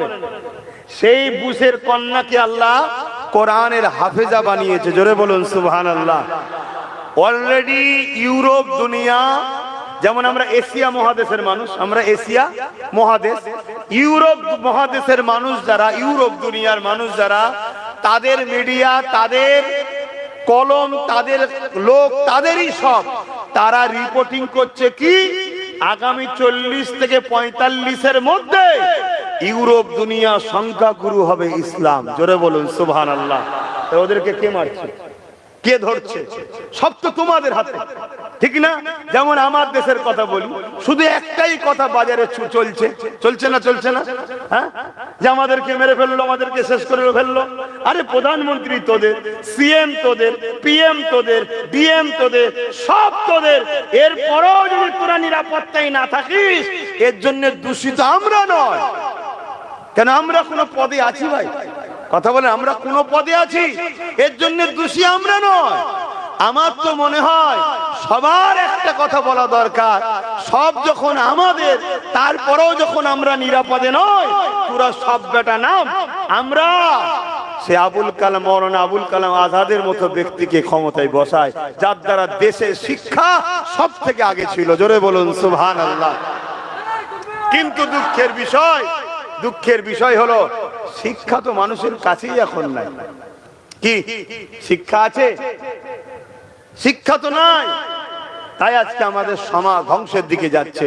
তো যাক, আমি যে কথা বলছিলাম, আমার নবী পাক সাল্লাল্লাহু আলাইহি ওয়াসাল্লাম তিনি দিনের কথা বলছে, একটা দুটো করে মানুষ, 39 জন আমার নবীর পাশে দাঁড়িয়েছে। আবু জেহেল দেখছে মোহাম্মদ রসুলকে তো রুখতে পারা যাচ্ছে না, কি করা যায়? লাস্টে তার মন্ত্রী সভার মিটিং ডেকেছে। মন্ত্রী সভা, নেতা কেতা যা বসেছে, বসে আলোচনা করছে কি করা যায়। তখন আলোচনায় আবু জেহেল বা বিভিন্ন জন ফয়সালা দিচ্ছে, এক কাজ করো, মোহাম্মদ রসুলকে কতল করে দাও। নাউজুবিল্লাহ বলেন। না থাকবে মোহাম্মদ সাল্লাল্লাহু আলাইহি ওয়াসাল্লাম, আর না দিনের কথা কাউকে শোনাতে পারবে। শুনছেন তো নাকি? কতল করে দাও। সবাই বলল ঠিক ঠিক ঠিক। কিন্তু আওয়াজ বেড়ে যাচ্ছে দেখছি। কত জায়গায় মুখে হাত দেবো, এত প্রত্যেকটা জলসায় যে বলি তোরা জলসা গুলোকে নষ্ট করি, এই যে জিনিসগুলো, এটা কি খোদার মার হবে না আমাদের উপরে? দেখেন মোবাইল, কত জায়গায় বলবো। এমনিতে এসেছি 8 ঘন্টা লেটে, তো তোদের মোবাইল সামলাবো না, মানা করবো না, অজ করবো, ঠিক না? তা বুঝে বললো ঠিকই, কিন্তু কে মারতে যাবে, সাহসটা কে নেবে? ওই সময় ওই মজলিসে একজন বসেছিল, নাম তিনার উমার। তখন শুধু নাম ছিল উমার, খাত্তাবের বেটা উমার। কিন্তু আমি তার ওইভাবে লিখতে পারবো না, কেন তিনি তখন শুধু উমার আর নয়, তিনি পৃথিবীর বুকে সমস্ত নবীদের পর, পৃথিবীর বুকে হযরতে আবু বকরের পর তিনি দ্বিতীয় খলিফা। জোরে বলুন সুবহানাল্লাহ। আহা, কি সম্মানিত হয়ে গেল। ইসলামকে মুছে দিবে, রাসূলকে কতল করবে, নাউজুবিল্লাহ। তিনি বললেন আমি পারবো, কি দেবে? আবু জেহেল বলল অনেক ঘোড়া দেবো, উট দেবো, সোনা দেবো, এটা দেবো, সেটা দেবো। আবু জেহেল বলল, হযরত ওমর বললেন ঠিক আছে, তবে যেটা দেবে বলছো যদি না দাও আমি তোমায়ও ছাড়বো না। তবে শোনো, আমি বেরোচ্ছি, তুমি মালপত্র রেডি করো, কালকে সূর্য উঠবে, মোহাম্মদ রসুল উঠবে না। 39 জন হয়েছে, 40 আর হবে না বলে যাচ্ছে ওমর ফারুক। বাবেরা, অনেক বড় কথা সংক্ষেপ করে বলি, রাস্তায় অনেক কিছু ঘটেছে, বোনের কাছে গেছে, ওদিকে আমি যাচ্ছি না। যাবার সময় বলেছিল 39 থেকে 40 হতে দেব না। আমার আল্লাহ ফারিস্তাদেরকে জানিয়ে দিলেন, এ ফারিস্তা উমরকে যেতে দে, আমি আল্লাহ উমরকে 40 বানাবো। আরো জোরে বলুন সুবহান আল্লাহ। তাই যারা ইসলামকে মুছতে চাইছে, আল্লাহ তাদের সঙ্গে 2 ধরনের ব্যবহার করেছে। এক, তাকে ইসলামের মধ্যে ঢুকিয়ে ইসলামের খাদেম বানিয়েছে, আর নচেত তার নাম নিশানাকে আল্লাহ মিটিয়ে দিয়েছে। শুনছেন তো? এ নওজওয়ানেরা, হযরত ওমর ফারুক রওনা দিলেন, আল্লাহ নবীর দরবারে পৌঁছে গেল। দরজা আওয়াজ দিলেন, কোটা দিলেন, কে? ভেতর থেকে সাহাবারা জিজ্ঞাসা করলো। বাইরে থেকে আওয়াজ এসে গেল, আমি খাত্তাবের বেটা উমর। সাহাবা হুজুর একে অপরের মুখে দিয়ে তাকাচ্ছে, কেন হযরত ওমর ফারুক হুজুর এত ক্ষমতা ছিল, পুরো মক্কার মানুষ যদি একদিকে দাঁড়িয়ে যায়, ওমর ফারুক হুজুরের মোকাবেলায় কেউ দাঁড়াবার ক্ষমতা রাখেনি। তাই সাহাবা হুজুররা বলতে লেগেছে, আর আমাদেরকে জমিনে বেঁচে থাকা হবে না, আমাদেরকে মেরে ফেলবে, শেষ করে দেওয়া হবে। এ যুবকেরা, তরুণীরা, বাপেরা, আল্লাহ নবী মুচকে এসে বললেন, দরজা খুলে দাও। কারণ নবী পাকের সঙ্গে আল্লাহর কি কানেকশন হচ্ছে এটা অন্য কেউ তো জানে না। কারণ নবী পাক দোয়া করেছিলেন, আল্লাহ হয় আবু জেহেল নাই উমর, দুজনের মধ্যে একজনকে হিদায়াত করে দিন আল্লাহ। আমার নবী পাকের দোয়া কবুল হয়ে গেল। এ যুবকেরা, দরজা খুলে দেওয়া হলো। নবী পাকের চাচা যান হযরতে হামজা রাদিয়াল্লাহু তাআলা তখন কলমা পড়ে নিয়েছিল। তিনি উমারের সামনে দাঁড়িয়ে গেলেন। তিনিও মক্কার একটা নাম করা পালোয়ান ছিল। আল্লাহ তিনাকে বিশাল শান শওকতওয়ালা বানিয়েছিলেন। তিনি উমারের বুকে হাত দিয়ে দাঁড় করিয়ে দিয়ে বলছে, উমার আমিও কোনসা কম নয়। উমার তুমি যদি বিয়াদবি করো আমি কিন্তু তোমাকেও ছাড়বো না। মনে রেখে দিও আমিও হামজা, আমিও কুরাইশ নেতা ছিলাম, কিন্তু এখন মুহাম্মদ রাসূলকে নবী বলে মেনে নিয়েছে। উমার কি খবর বলো? আল্লাহ নবী চাচা জানকে বললেন, চাচা জান রাস্তা আগলাবেন না, উমারকে আসতে দেন। নবী পাকের কদমের কাছে আসলো। আল্লাহ নবী উমারের জামার খোঁটাটা ধরলো, হালকা করে টান দিল। হযরত উমার হুজুর আমার বসে বললেন, এমন ভাবে যেভাবে নামাজে আমরা বসি, তাসাউদে যেভাবে বসি, ওইভাবে নবী পাকের হাঁটুর কাছে হাঁট দিয়ে এত কাছাকাছি কেউ কখনো বসেনি। ওইভাবে উমার বসে গেল, হাতে কিন্তু অস্ত্র খোলা রয়েছে। আল্লাহ নবী শুধু বলল, উমার এখনো কি সময় হয়নি আল্লাহর দিকে ফিরে আসার? সঙ্গে সঙ্গে চোখ দিয়ে পানি বেরোতে লাগলো। নবী পাকের কদমে লুটিয়ে বলল, ইয়া রাসূলুল্লাহ হাবিবাল্লাহ, আমাকে ক্ষমা করে দিন। আমি অর্থের লোভে, ধন দৌলতের লোভে এই অস্ত্র নিয়ে বেরিয়েছিলাম আপনাকে শহীদ করব বলে, কিন্তু আজকে উমার আপনার কদমে নিজেকে কুরবান করে দিতে চায়। হুজুর আমাকে আপনার বডিগার্ড হিসাবে কবুল করে নেন। আরো জোরে বলুন সুবহান।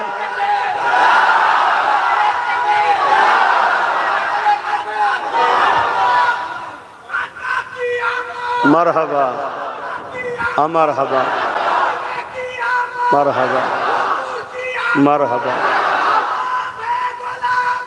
रसूल के गुलाम है,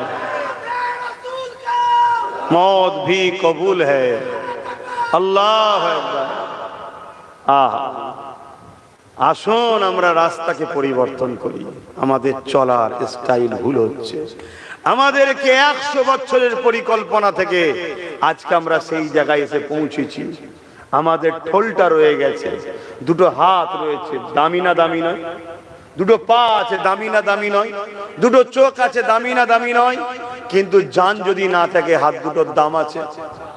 তা নামাজ আছে দামি, রোজা আছে দামি, হজ আছে দামি, কিন্তু ঈমান যদি না থাকে? তাই আমাদের ঈমানটা বার করা হচ্ছে। কোথা থেকে?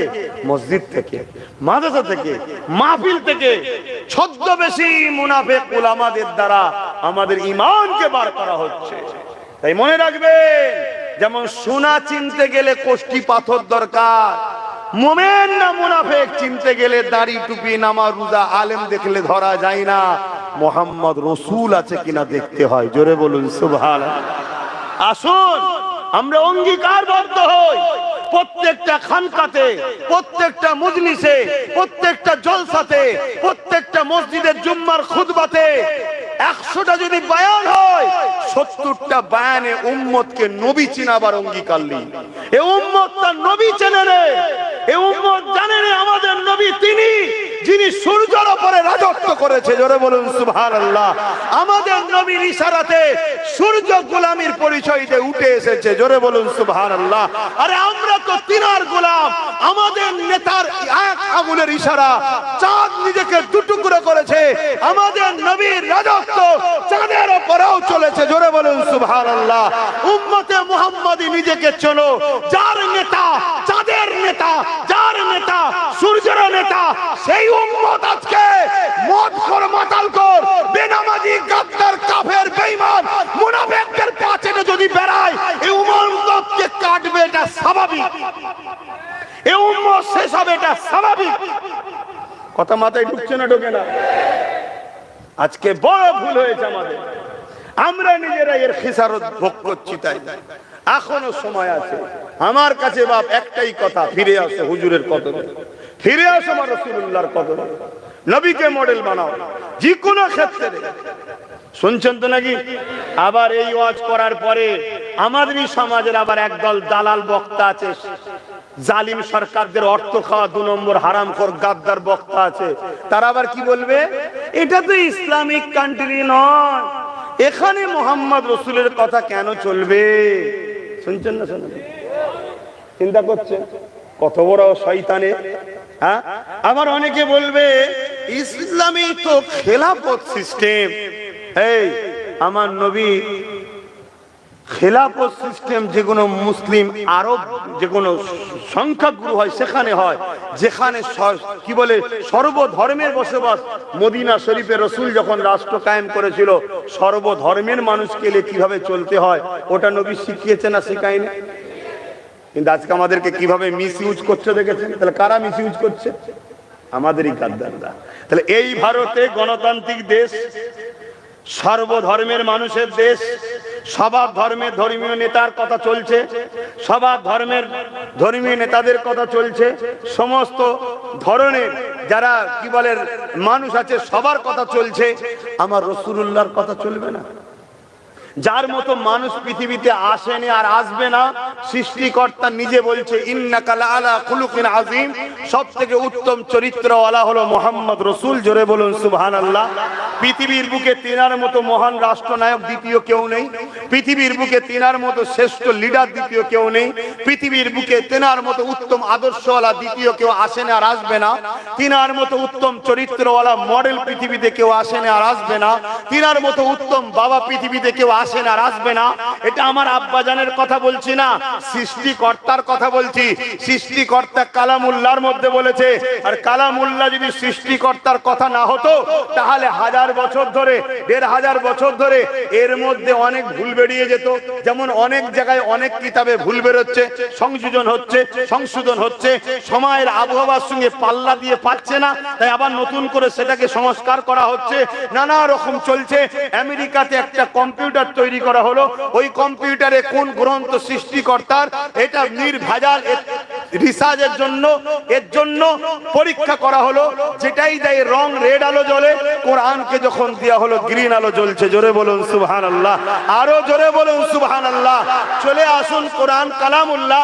কোরআন যদি কালামুল্লাহ না হতো তাহলে বলুন বাপজান আমার, ভাইজান আমার, পৃথিবীতে যত কিতাব আছে সব কিতাবকে চলো, সব কিতাবকে চলো বড় আদবের সাথে, ঝগড়া নয় আদবের সাথে, আটলান্টিক মহাসাগর, বঙ্গোপসাগর বা বিভিন্ন জায়গাতে দাফন করে দেয়া হোক, ফেলে দিয়ে মানে পানিতে ফেলে কি বলে দিয়ে দেয়া হোক।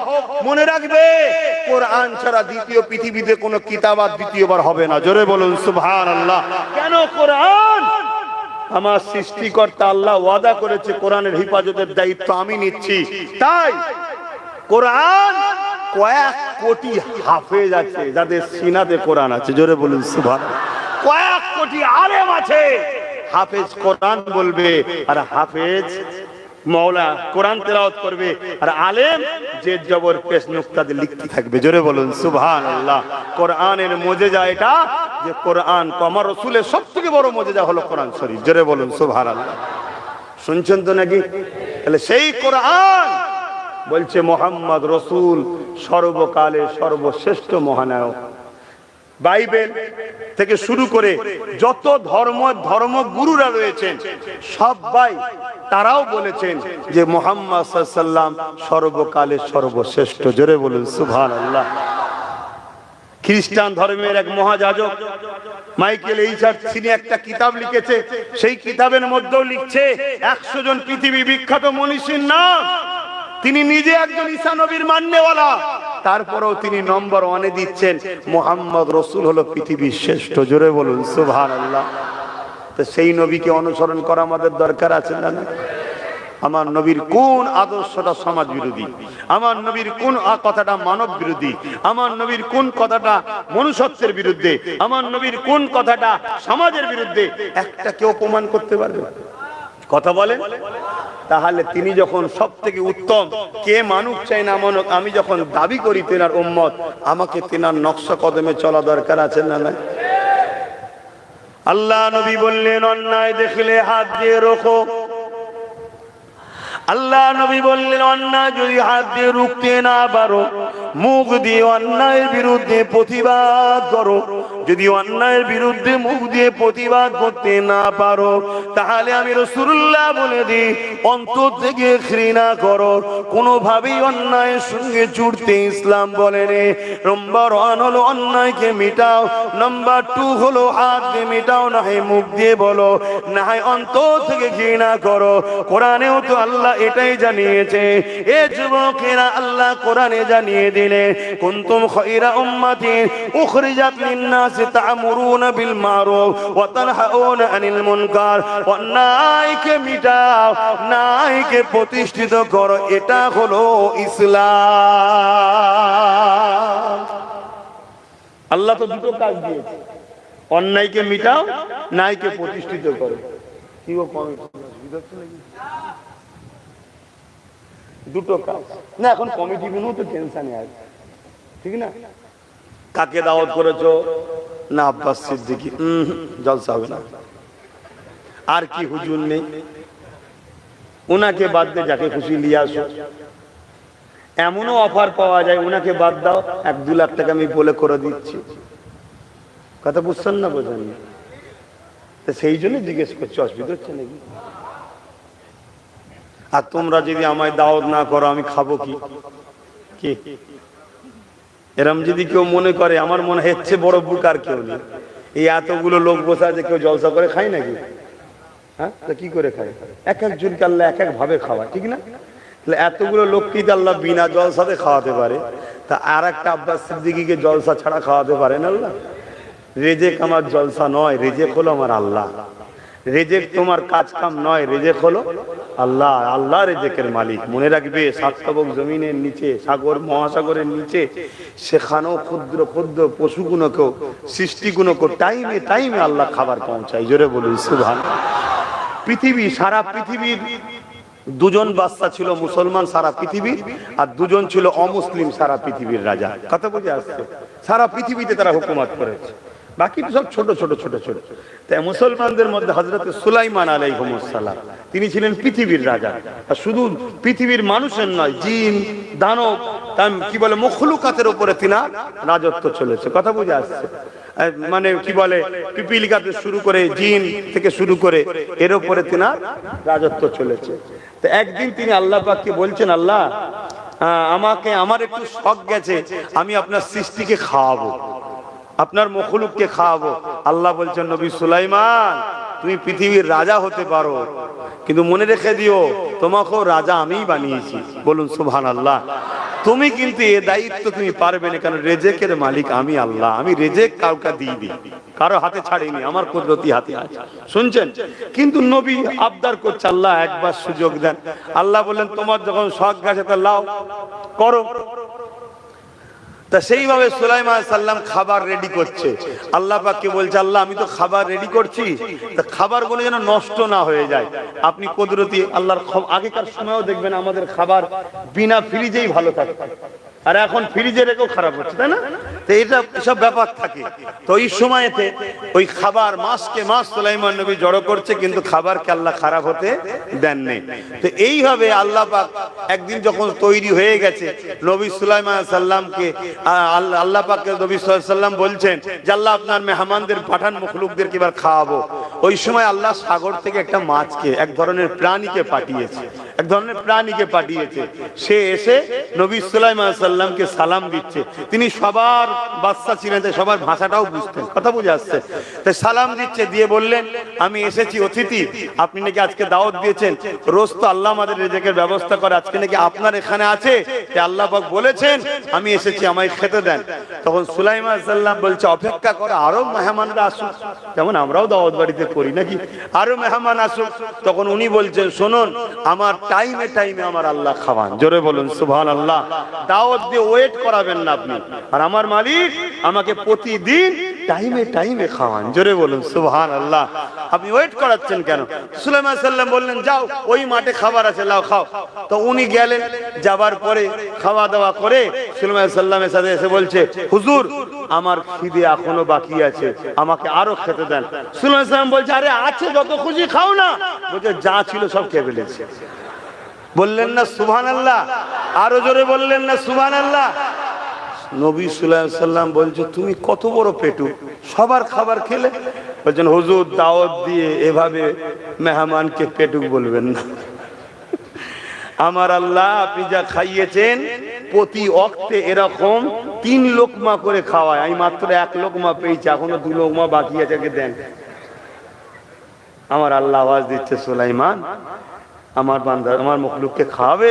সুলাইমান নবী সেদিন থেকে আর আসমানের দিকে মুখ তুলতেন না, সেদিন থেকে আসমানের দিকে মুখ তুলতেন না, যে আল্লাহ আমাকে মাফ করে দেন। কথা বুঝে আসছে? রেজেকের মালিককে, হ্যাঁ, জলসা রেজেক নয়। মনে রাখবে, আমার অনেক দরজা বন্ধ করার চেষ্টা অনেকে করেছে, হাজার হাজার জলসাকে আমার নষ্ট করেছে, কথা মনে রাখবে। কিন্তু একটা দরজা যদি বন্ধ হয়, আমার আল্লাহ হাজার দরজা আমার খুলেছে। জোরে বলুন সুবহানাল্লাহ। আল্লাহ খুলেছে, হাজারটা দরজা খুলেছে, এত খুলেছে আমি তো বিরক্ত হয়ে যাচ্ছি। লাস্টে জলসা করালি লোকের সঙ্গে ঝগড়া হয়ে যাচ্ছে, সে লিতে হবে আমি লোব না, সে লিতে হবে আমি লোব না, এই নিয়ে ঝগড়া হয়ে যাচ্ছে। ঝগড়া বলতে ভালোবাসার ঝগড়া, ভাই ভাই যেমন মুখ কথা হয়ে যায় একটুখানি, সেটাই বলতে চাইছি। তো আমি যা কোন কথা বলতে গিয়ে দিকে চলে এলাম, একটু বলেন কোন কথা বলছিলাম?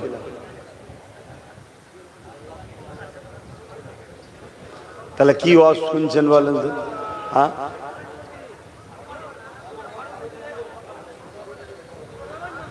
হযরত ওমর ফারুক হুজুর নবী পাকের হাতে হাত দিলেন, দিয়েই হুজুরকে বলছেন হুজুর আমাকে ইজাজত দেন। কিসের বাবা? আমি কাবার সামনে দাঁড়িয়ে আল্লাহর কালেমার আওয়াজ তুলবো। জোরে বলুন সুবহানাল্লাহ। আপনি আমাকে ইজাজত দেন। আল্লাহ নবী বললেন বাবা চতুর্দিকে দুশমন উলঙ্গ তরোয়াল নিয়ে ঘুরছে, দেখলেই মুসলমানদের ঘরে মারছে। আজকেও মুসলমানদের দেখলেই মারছে না, মারে না? সেদিন মেরেছিল আবু জেহেল বাহিনী, আর আজকে কোন বাহিনী মারছে বুঝতে পারছেন তো? না, আবু জেহেলের থেকে কিছু কম আছে নাকি? এক কথা বুঝছেন না, বোঝেন না? তাহলে বাপ এটা নতুন নাকি? এটা যেটা ঘটছে নতুন না? নতুন নয় তো। কিন্তু বাপ একটাই সমস্যা, সেদিন আমাদের মধ্যে মুনাফেক ছিল, কিন্তু আমরা মুনাফেককে পাত্তা না দিয়ে হুজুরকে ফলো করেছি, তাই আমরা বিজয় পেয়েছি। বদরে 313 জন দিয়ে আমরা কামিয়াবি হয়েছি। আর আজকে আমাদের মধ্যে মুনাফেক যারা, তাদের পিছু নিয়ে আমরা ছুটতে শুরু করেছি, এজন্য আজ আমরা ধ্বংসের দিকে যাচ্ছি। আসুন প্রত্যেকটা মানুষকে মাপেন আমার হুজুরকে দিয়ে। আব্বাস সিদ্দিকীকেও মাপেন, 100 বার মাপতে হবে। এটা দুনিয়া, এটা দুনিয়া। রিসেন্ট দেখলাম মায়ের মোবাইল কেনার শখ গেছে, বাচ্চাকে বিক্রি করে মোবাইল কিনেছে। দেখেছেন না? দেখেন, মায়ের থেকে আপন এই জমিনে কেউ আছে? কিন্তু দুনিয়াতে কি ঘটে বুঝতে পারছেন? মা নিজের বাচ্চাকে বিক্রি করে মোবাইল কিনেছে। তাহলে আব্বাস সিদ্দিকীকেও পরীক্ষা করা ছাড়া তুমি যদি চোখ মুজে ধরো, আমিও চাই না ও মুসলমান ঠিক কাজ করছে, কিন্তু পরীক্ষা করার পরে যদি মনে হয় আব্বাস ঠিক, দুনিয়ার সবাই যদি তোমার উপরে পাহাড় ভেঙে ফেলে, তারপরও আব্বাস ছাড়লে হবে না। এই মজবুত হও, তাহলে তোমাকে নিয়ে আগামী দিনে আমারও লড়ে শান্তি হবে, তাহলে আমিও রাস্তা ক্লিয়ার পাবো, বিজয় পাবো, তুমিও পাবে। আর না হয় তোমার ঠিক নেই, কখন এ ডাকলে ছুটছে, কখন ও ডাকলে ছুটছে, কখনো ও ডাকলে ছুটছে। আবার আব্বাস যদি বলে ফেলে যে আমার ভাই একটু অসুবিধা আছে, অমনি ওনার মুখে ভার হয়ে যাচ্ছে, কেন বলতে যাবে, কেন এটা করবে? তুমি কিরকম মানো? হ্যাঁ, মানার মতো মানো, কিন্তু মানার আগে তাকে বাজাও। সে তোমাকে রসুলের সঙ্গে জুড়তে চাইছে না নবীর থেকে সরাতে চাইছে? সে তোমাকে কল্যাণের দিকে নিয়ে যাচ্ছে না ধ্বংসের দিকে নিয়ে যাচ্ছে? বাজাও, বাজাবার পরে সে যা বলবে তাই করো। শুনছো না শোনোনি? আজকে আমি যখন এই বাংলার মানুষকে বলেছিলাম, এ আমার কম ভালোবাসো তো লাখ লাখ মানুষ, আমি বলেছিলাম চেয়ারের একটা পায়া দরকার, বলেছিলাম তো নাকি? এই ভালোবাসার মানুষ মুসলিম দাবিদারদের মধ্যে অনেকে আমার সমালোচনা করেছে না করেনি? জোরে বলো, করেছে না করেনি? আজকে ওয়াকফ কালা কানুন তৈরি হয়েছে না হয়নি? কে তৈরি করেছে? কেন্দ্র সরকার। তা কেন্দ্র সরকার মুসলমানদের দুশমন না বন্ধু? এটা জানতে কোনো মুসলমান বাকি আছে? একটু হ্যাঁ কি না বলবেন। কিন্তু ওই কেন্দ্র সরকারের হাত থেকে বাঁচাবার জন্য যারা বলেছিল আমাদেরকে সাপোর্ট করো, বিজেপির হাত থেকে, কেন্দ্র সরকার হাত থেকে বাঁচাবো, আজকে তারা কি আমাদের সাথে আছে? তারা বলছে দিল্লি যাও। কি বলছে? দিল্লি যাও। কিন্তু ভেবে দেখো, যদি চেয়ারে 3টে পায়া ওদের হাতে থাকতো আর একটা যদি আমাদের হাতে থাকতো, তাহলে দিল্লি যাও বলতে পারতো? আমরা বলতাম ওট পাটা খুলবো। আর যখন এই চেয়ারের পায়া খুলতাম, ও দিল্লি কেন হোঁচট খেয়ে পড়তো ওপর হয়ে, উনি যে আমি পড়তাম না। তাহলে মাথায় ঢুকছে না ঢোকে না? বিরোধী করেছে না করে নে? তাহলে ভুল করেছে না করে নে? এরপরেও বলবো এখনো সময় আছে, তওবা করো, আল্লাহর কাছে কাঁদো, সামনে দিন আসছে, প্রতিজ্ঞা করো, একটা পায়া নিজেদের হাতে রাখতে হবে। নিজের বাপ না থাকলে পরের আব্বাকে যতই আব্বা বলো, ঠিক সময়ে বাপ নিজের ছেলে কেলে পালাবে, তোমাকে বানে ভেসে চলে যাবে। নিজের বাপ দরকার, নিজের গার্জেন দরকার। কথা মাথায় ঢুকছে? আমরা সর্বসময় পরের গোলামি, পরের খেদমতকে পছন্দ করি। আরে পার্টনারে আসো, পার্টনারে আসো। বিজেপিকে যদি রুখতেই হয়, তোমার উপরে ভরসা করবো কেন? আসো দুজন মিলে পার্টনারে একসাথে রুখি। শুনছো না? শোনো না, আমি তোমার বিরুদ্ধে যাব না, কিন্তু তোমার উপরে ভরসাও করব না, কেন তুমি আমাকে দিল্লির রাস্তা দেখিয়েছো। ঠিক না বেটি? আর যদি পার্টনারে না আসো, সময় যখন আসবে তুমি এবারে দিল্লির রাস্তা তুমিও ধরো। বলবো না? বলবো না? জোরে বলো, বলা দরকার আছে না না? এবার এই কথায় যদি কোনো মুসলমান আমার উপরে দুঃখ পায়, তাহলে মনে হয় ওই মুসলমানটা মসজিদ মাদ্রাসা বাঁচাতে চায়। ও মনে হয় মুসলমান, ও তো সেজে আছে আমাদের মধ্যে। যেমন রিসেন্ট একজন বলল, দেখলেন না, ইসলাম ছেড়ে দিলাম। কেন? পায়েল গাঁতে নাকি মারা গেছে, ওর দুঃখ হয়েছে। ওর যদি দুঃখ হয় তুই পায়েল গায়ে চলে যা, যে সেখানে কারা অন্যায় করেছে তাদেরকে শাস্তি দিবার জন্য হুকুমতকে বল যে ফাঁসি দিতে হবে। ঠিক না বেটি? না, এসব নাটক, এসব সাজানো আমার কমে হাজার হাজার রাখা আছে। সময় হবে দেখবেন ঝুপঝাপ লাভ মারছে, আপনি দেখবেন একা হয়ে গেছে। অতএব সময় থাকতে থাকতে, নবী বলেছে কোরাইশের নেতৃত্ব মানো। মনে রাখবে, নওশাদ কিন্তু কোরাইশ বংশের বাচ্চা, এটা মাথায় রেখে দিও। ও যাই হোক নাই হোক গাদ্দার নয় আর বেঈমান নয়। ওকে যে বেঈমান বা গাদ্দার বলবে, মিলিয়ে দেখবে তার দাদর বাপের নাম বলতে পারবে না। তার দাদর বাপের নাম কোনো মুসলমান খুঁজে পাবে না। কথা মাথায় ঢুকছে না ঢোকে না? আর এটাও শুনে রেখে দিও, ও কিন্তু আমার হাতের মুঠোয় আছে। ও লাভালাভি ভিডিও নাউজুবিল্লাহ করবে না, রক্ত কথা বল। তারপরে বলছি, আমিও কিন্তু ধরে রেখেছি। এই জন্যে বলেছিলাম বা পরিবর্তন হও। তাহলে এখন একটু সংক্ষেপ সময়, এখন সংক্ষেপ সময়, 9:30টায় নামাজ হবে, 9:10 হয়ে গেছে। তা আমি সংক্ষেপ সময় শুধু একটা ছোট্ট কথা বলবো। ওয়াকফ কালা কানুন বাতিল করার দরকার আছে না নাই? এটা বাতিল কিভাবে করবেন বলুন? দরকার তো আছে, বলুন। আপনি বলবেন আন্দোলনে, যদি শুধু আন্দোলনে হয়, আপনি আন্দোলন বেশি বাড়াবেন, দেখা যাবে আপনার আন্দোলন মাইন্ডকে ঘোরাবার জন্য কোনো জায়গায় বিরাট কিছু ভয়ানক অঘটন ঘটে যাবে। সেই দিকে মাইন্ড ডাইভার্ট করে আপনার আন্দোলনকে রুখে দেবে। আপনি আন্দোলন করবেন, দেখলেন না মুর্শিদাবাদে পুলিশ গাড়ি ঢুকিয়ে দিল। আপনি আন্দোলন করবেন, আপনার আন্দোলনে কিছু লোককে মুসলমান সেজে ঢুকিয়ে দেবে, অন্য ধর্মের ভাইদের বাস থেকে ধর্মীয় পতাকাকে খুলে দেবে।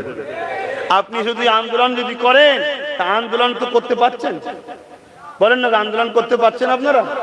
আর আন্দোলন হচ্ছে কেন? আন্দোলন হয়নি কই? আন্দোলন হচ্ছে কই? আর হচ্ছে কিন্তু আব্বাস সিদ্দিকী 10 বছর ধরে একভাবে করে আসছে, আজও করছে। আহলে সুন্নাত ওয়াল জামাতের ছেলেরা বিভিন্ন জায়গায় আন্দোলন করছে, সব জায়গায় মানুষকে বুঝাচ্ছে। কি বুঝাচ্ছে? ওয়াকফ কালা কানুন যেটা হয়েছে, এটা শুধু মুসলমানদের সমস্যা নয়, এটা পুরো দেশের সমস্যা। যদি বলেন কেন? এই আইনটা তৈরি করা হয়েছে সংবিধান বিরোধী। তাহলে সংবিধানের বিরোধী করেছে কেন্দ্র সরকার। তো সংবিধানের বিরুদ্ধে যে সে মানে দেশের বিরুদ্ধে, আর দেশের যে বিরুদ্ধে সে দেশবাসীর জন্য ক্ষতিকারক, লাভবান নয়। তাহলে এটা বুঝাতে হবে সবাইকে, সর্বধর্মের মানুষকে বুঝাতে হবে। দ্বিতীয় নম্বর, 2023-এ আদিবাসীদের বিরুদ্ধে এইরকম আইন তৈরি করেই জল জঙ্গলের সম্পদকে কেন্দ্র সরকার কেড়ে নিয়েছে। সেখানে জল জঙ্গল পরিষ্কার করে কর্পোরেটদের হাতে জায়গা তুলে দিচ্ছে। শুনছেন? 2025-এ আমাদের, এরপরে শিখ পাঞ্জাবিদের, তারপরে একদিন হিন্দু ভাইদের দেওবত্ত সম্পত্তিকেও দখল করবে। কেন? এ সরকার যদি হিন্দুদেরই হয়, তাহলে 50 টাকা করে গ্যাসের দাম যখন বাড়ালো, সরকারের তো বলা দরকার ছিল শুধু মুসলমানদের জন্য বাড়িয়েছে, হিন্দুদের জন্য নয়। যদি 2 টাকা করে তেলের দাম যখন বাড়ালো, যে তুমি হিন্দু ভাই আধার কার্ড দেখালে 2 টাকা ডিসকাউন্ট, মুসলমানদের জন্য 2 টাকা বেশি।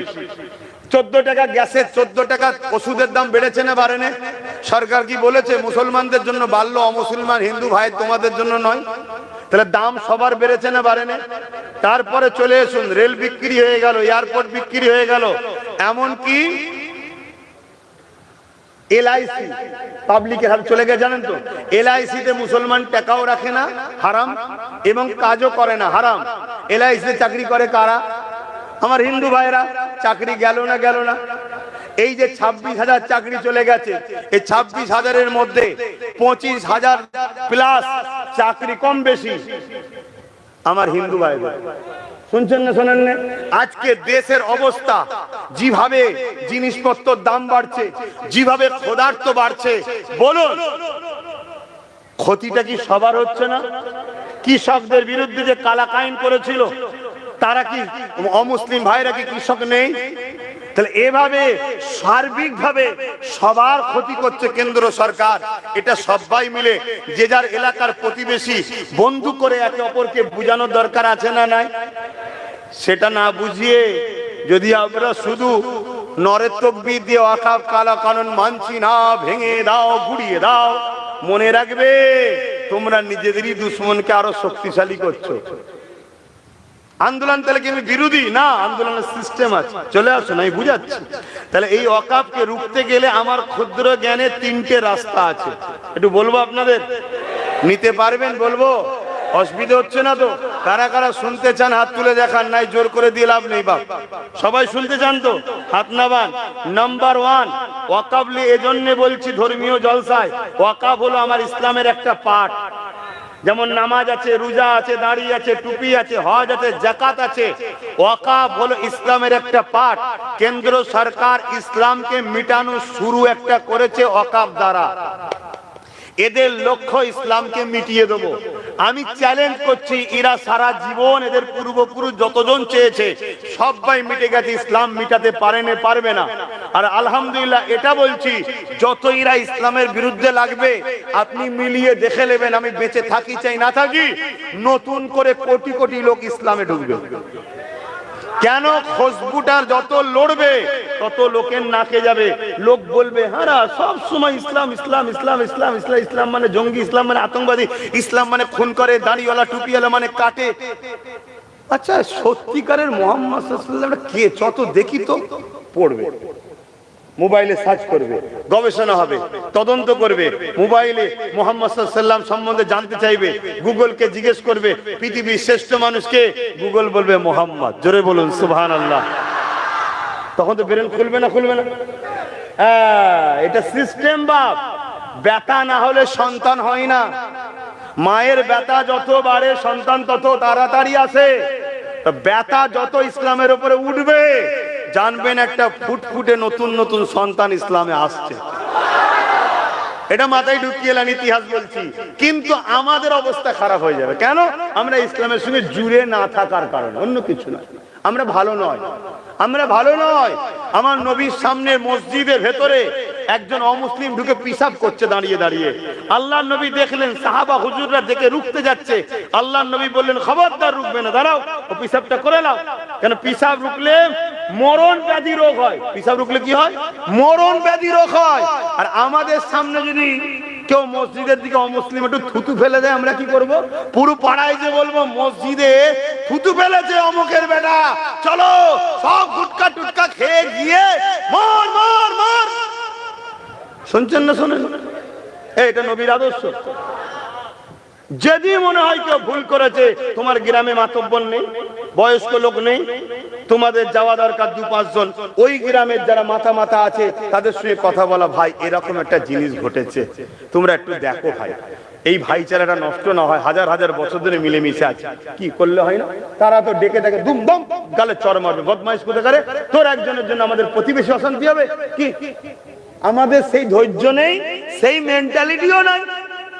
কথা মাথায় ঢুকছে? দ্বিতীয় নম্বর কথা, আমি আরো একটা কথা তোমাদেরকে বলি, আমার এই কথাটা কাল আজকে রাত্রিরে যখন শোবে একটু ভাববে। তুমি খেয়াল করে দেখো, যে জায়গায় মুসলিম সংখ্যা বেশি, যে জায়গার মুসলমানরা একটু শক্তিশালী, সেই জায়গাতেই দেখো ইচ্ছা করে গন্ডগোল করা হচ্ছে। কেন বলেন তো? কেন? খেয়াল করে দেখো কেন এজন্য করা হচ্ছে, যাতে করে তোমরা গরম হয়ে বেরিয়ে পড়ো, আর গরম হয়ে যখন বেরোবে ওটা পেপার পত্রিকা মিডিয়াতে আসবে। শুনছেন তো নাকি? মিডিয়ায় যখনই আসবে মিডিয়ায় প্রচার করাবে, দেখো মুসলমানরা কি করছে, দেখো এই মুসলমানদেরকে সাইজ করতে গেলে বোল্ডুজার বাবা দরকার। ওরা ওদের ভোটটাকে এক কাট্টা করছে, আদৌ ওরা কিছু উপকার করবে না, এটা দেখি এক। দ্বিতীয় নম্বর কেন করছে শোনো, এই ঘটনাটা যেই ঘটবে সঙ্গে সঙ্গে পুরো ফোর্স না পেয়ে নিরীহ নিরীহ হাজার হাজার মুসলমানদের নামে কেস হবে। শুনছো না শোনোনি? হাজার হাজার মুসলমানদের নামে কেস হবে। কেস যখন হবে তাহলে জামিন নিতে হবে। শুনছেন তো নাকি? যখনই জামিন নিতে হবে, কয়েক লক্ষ বা কয়েক কোটি টাকা মুসলমানদের ফান্ড থেকে চলে যাচ্ছে। আর্থিক দিক দিয়ে মুসলমান দুর্বল হচ্ছে। যাদেরকে চাকরি দিলাম না, যাদেরকে শিক্ষা দিলাম না, যাদেরকে নেতা মন্ত্রী এমএলএ টেমএলএ কিচ্ছু বানালাম না, তারপরেও এ জাতকে রুখতে পারছি না। অতএব এ জাতের অর্থনীতি, খাওয়া দাওয়া, গাড়ি বাড়ি, শান শওকত, আর হাওড়া জেলায় তো মোটরসাইকেলের অভাব নেই, পো পো করে ছুটছে, বুকে ব্যথা হচ্ছে না? আর আমাদের দোষ আছে তো, মোটরসাইকেলে বসে না হুঁশ থাকে না, কি এগুলো অন্যায়, এগুলো আমাদের কি গো? কথা আমার খারাপ লাগছে? বাপ ভালো গার্জেন তো সে যে নিজের ছেলেকে মারে, অপরের ছেলেকে নয়। এ হলো ভালো গার্জেন। তুই আমার বাচ্চা, তুই কেন খারাপ হবি? দুনিয়ার বাচ্চা কি হচ্ছে আমার দেখার দরকার নেই, তুই আমার বাচ্চা। এটা হলো ভালো গার্জেনের নমুনা। তাই জানি না আমার কথা আপনি খারাপ নিচ্ছেন কি, কিন্তু বাপ আমার ডিউটিটা একটু করে যায়, আর 10 মিনিট আছে, একটু করে যাই বাপ, একটু কষ্ট করে, তারপরে কান মুলে নেবেন। আব্বাস সিদ্দিকীকে আনছি না, আর আব্বাস সিদ্দিকী যত শুনবো না, আর আমিও বেঁচে যাবো, একদিন বেশ পাবো, কোনো অসুবিধা নেই। বাচ্চা, পরিবার, মা বাপ, ভাই বোন আর যারা আছে তাহলে একটু ঘরে থাকবো, ভালো তো, ঠিক না? তো আমি কি কথা বলছিলাম, কি সমস্যা হচ্ছে নাকি? বলবে সমস্যা হলে। তো কি হচ্ছে বুঝতে? তাহলে একটা আর্থিক দিক দিয়ে নষ্ট হচ্ছে, এটা গেল। তারপরে কি হবে শোনো, শুনছো তো নাকি? ওই প্রশাসনকে দিয়ে মুসলিম বাড়িতে রাত্রিরে তাড়া করা হবে। শুনছেন? তাড়া খেলে ছুটবে কারা? ছেলেরা। বাড়িতে থাকবে কারা? বাকি কি হতে পারে ভেবে দেখো। কেন সালাউদ্দিন আইবি যখন 9 বছর বয়সের হুঙ্কার দিয়েছিল, সেদিন ইহুদি সম্প্রদায়ের লোকেরা বলেছিল, আজ থেকে আমরা অঙ্গীকার করছি মুসলিমদের মধ্যে থেকে এমন মা রাখবো না যারা সালাউদ্দিনের মতো বাচ্চা জন্ম দিতে পারে। অতএব এদের সতীতাকেও নষ্ট করো, এদেরকে বিপর্দা করো, এদেরকে উলঙ্গ করো, এদেরকে পবিত্র থেকে নষ্ট করো। কেন? পবিত্র মায়ের পেট থেকেই সালাউদ্দিন বেরোয়। শুনছেন না শোনেন? এই মাথায় ঢুকছে। এবারে অপবিত্র হওয়ার অনেক কোয়ালিটি আছে। একটা বেগানা পুরুষ দেখে লিয়া, ওটাও তো পবিত্র, ওটাও পর্দা তার চলে গেল, ঠিক না বেঠিক গো? নানা রকম ভাবে আরো অত্যাচার হবে। এটা গেল 4 নম্বর। 3 নম্বর, 4 নম্বর আর একটা কি হবে শোনো। 4 নম্বর আর একটা হবে হলো এটা, তদন্তের নামে বাড়ি বাড়ি সাজ হবে, টাকা পয়সা সোনা দানা যা থাকবে সব হাওয়া হয়ে যাবে। কথা শুনছেন না শোনেন? আচ্ছা, যা কথা আমি বলছি এ কথায় আমার দুশ্মন বাড়ছে না কমছে? তাহলে বলছি কেন? বলছি কেন? দুনিয়ায় যদি দুশ্মনের ভয় হক কথা না বলি, আল্লাহর জাহান্নামে যেতে হবে। তাই হক কথা বলছি। কিন্তু তোমরা যদি এর পরও আমার সঙ্গে গাদ্দারি করো, সাথ না দাও, তাহলে আল্লাহ তোমাদেরকে সাইজ করবে না করবে না? কথা বলো, করবে না করবে না? তাহলে মনে রাখো, ওয়াকাফ বাঁচাতে হবে। তাহলে নাম্বার 1, আইন যখন কোনো জিনিস হয়ে যায়, আইনের অস্ত্র দিয়ে আইনকে কাটতে হবে, মনে থাকবে। তাই সুপ্রিম কোর্টে নওশাদ সিদ্দিকী গেছে। নাম্বার 2, শুনছেন তো, নাম্বার 2, যে ক্ষমতা দিয়ে ওরা আইন করেছে ওই ক্ষমতা তোমাদেরকে দখল করতে হবে। কোন ক্ষমতা? রাজ ক্ষমতা। সংখ্যাগরিষ্ঠ হয়েছে, করেছে, যত সেকুলার বলে তাদেরকে লাও, নিয়ে পার্টনারে তোমরা ঢোকো, ঢুকে আস্তে আস্তে ক্ষমতা বাড়াও, পুরো দেশ জুড়ে করো, পুরো দেশ জুড়ে করো, আস্তে আস্তে ক্ষমতা বাড়াও, একদিন ক্ষমতার জায়গায় পৌঁছাও। যেভাবে ওরা অন্যায় করে তোমার জিনিসকে নিয়েছে, তোমরা সংবিধানের মধ্যে থেকে সংবিধানের আইন অনুযায়ী সেটাকে আবার ফিরিয়ে নাও। দ্বিতীয়, 3 নম্বর হলো, যেভাবে কৃষক বন্ধুরা আন্দোলন করেছে ওভাবে আন্দোলন করতে হবে। এই আন্দোলন হিন্দুদের বিরুদ্ধে নয়, এই আন্দোলন আদিবাসী, দলিত, শিখ, পাঞ্জাবি, এসসি এসটিদের বিরুদ্ধে নয়, এই আন্দোলন হলো সংবিধান বিরোধী কালা কানুনের বিরুদ্ধে। ঠিক না বেটি? তাহলে আন্দোলন করতে গিয়ে অন্য কোন ধর্মের মানুষের ক্ষতি না হয়, তার সঙ্গে খারাপ ব্যবহার না হয়, তার ধর্মীয় পতাকা যেন খোলা না হয়, এটা আমাদেরকে মাথায় রাখা দরকার আছে না নাই? তাই কৃষক বন্ধুদের মতো আন্দোলন করতে হবে। কৃষক বন্ধুরা মাসকে মাস, বছরকে বছর আন্দোলন করেছিল, তাহলে আন্দোলন হবে না হবে না? জোরে বলো। 2 দিন চিল্লে টিল্লে হাঁপিয়ে গেলে হবে না, 10 বছর ধরে আন্দোলন করছি। করবেন আন্দোলন আগামী দিন? কারা কারা আমার সাথে আন্দোলন করতে চান একটু হাত তুলে দেখান। আলহামদুলিল্লাহ। এই আন্দোলন করার আগে আপনাদের সবাইকে একটা আওয়াজ তুলতে হবে, তুলবেন না? কি আওয়াজ? যেভাবে পাঞ্জাব সরকার কৃষক বন্ধুদের সাথ দিয়েছিল, রাজ্য সরকার তোমাদেরকে আমাদের সাথ দিতে হবে। কি আন্দোলন দরকার আছে না? কৃষকদের বিপক্ষে পাঞ্জাব সরকার কি করেছিল? থাকা, খাওয়া, তেল, গাড়ি ভাড়া সব দিয়েছিল পাঞ্জাব সরকার আন্দোলন কর, এবং কেউ মারা গেলে 2 লাখ, 3 লাখ, 5 লাখ করে টাকা রাজ্য সরকারেরও দেওয়া দরকার আছে না? যেসব দেশে অন্য সেকুলার সরকার আছে, বাম আছে, কংগ্রেস আছে, বাম বন্ধুদের, কংগ্রেস বন্ধুদের বলুন, তোমরা যদি এতই দরদি হও, তোমাদের সব রাজ্যের যারা ক্ষমতায় আছে তাদেরকেও বলো সাথ দিতে। এই আমার বলা ভুল হচ্ছে নাকি? এবং পাশাপাশি রাজ্য সরকারকে সুপ্রিম কোর্টে কেস করতে হবে। আন্দোলনের দরকার আছে না? করবে? বলবে কেউ? এ কথা কেউ বলে না? বলবে না। কেন বলবে না? এ খাচ্ছে খাক, ও না খায় কেন? এ ভাগ দেয়, ও ভাগ দেয় না। তা আমি বললে খারাপ? এই পর্যন্ত ইতি করি, কেন সময় কম, সংক্ষেপ করছি।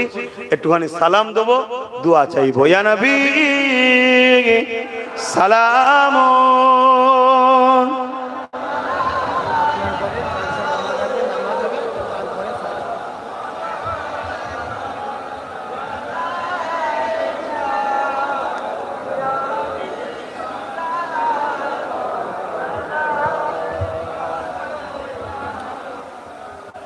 বাপজান আমার পরে নামাজ হবে, জলসা বন্ধ থাকবে।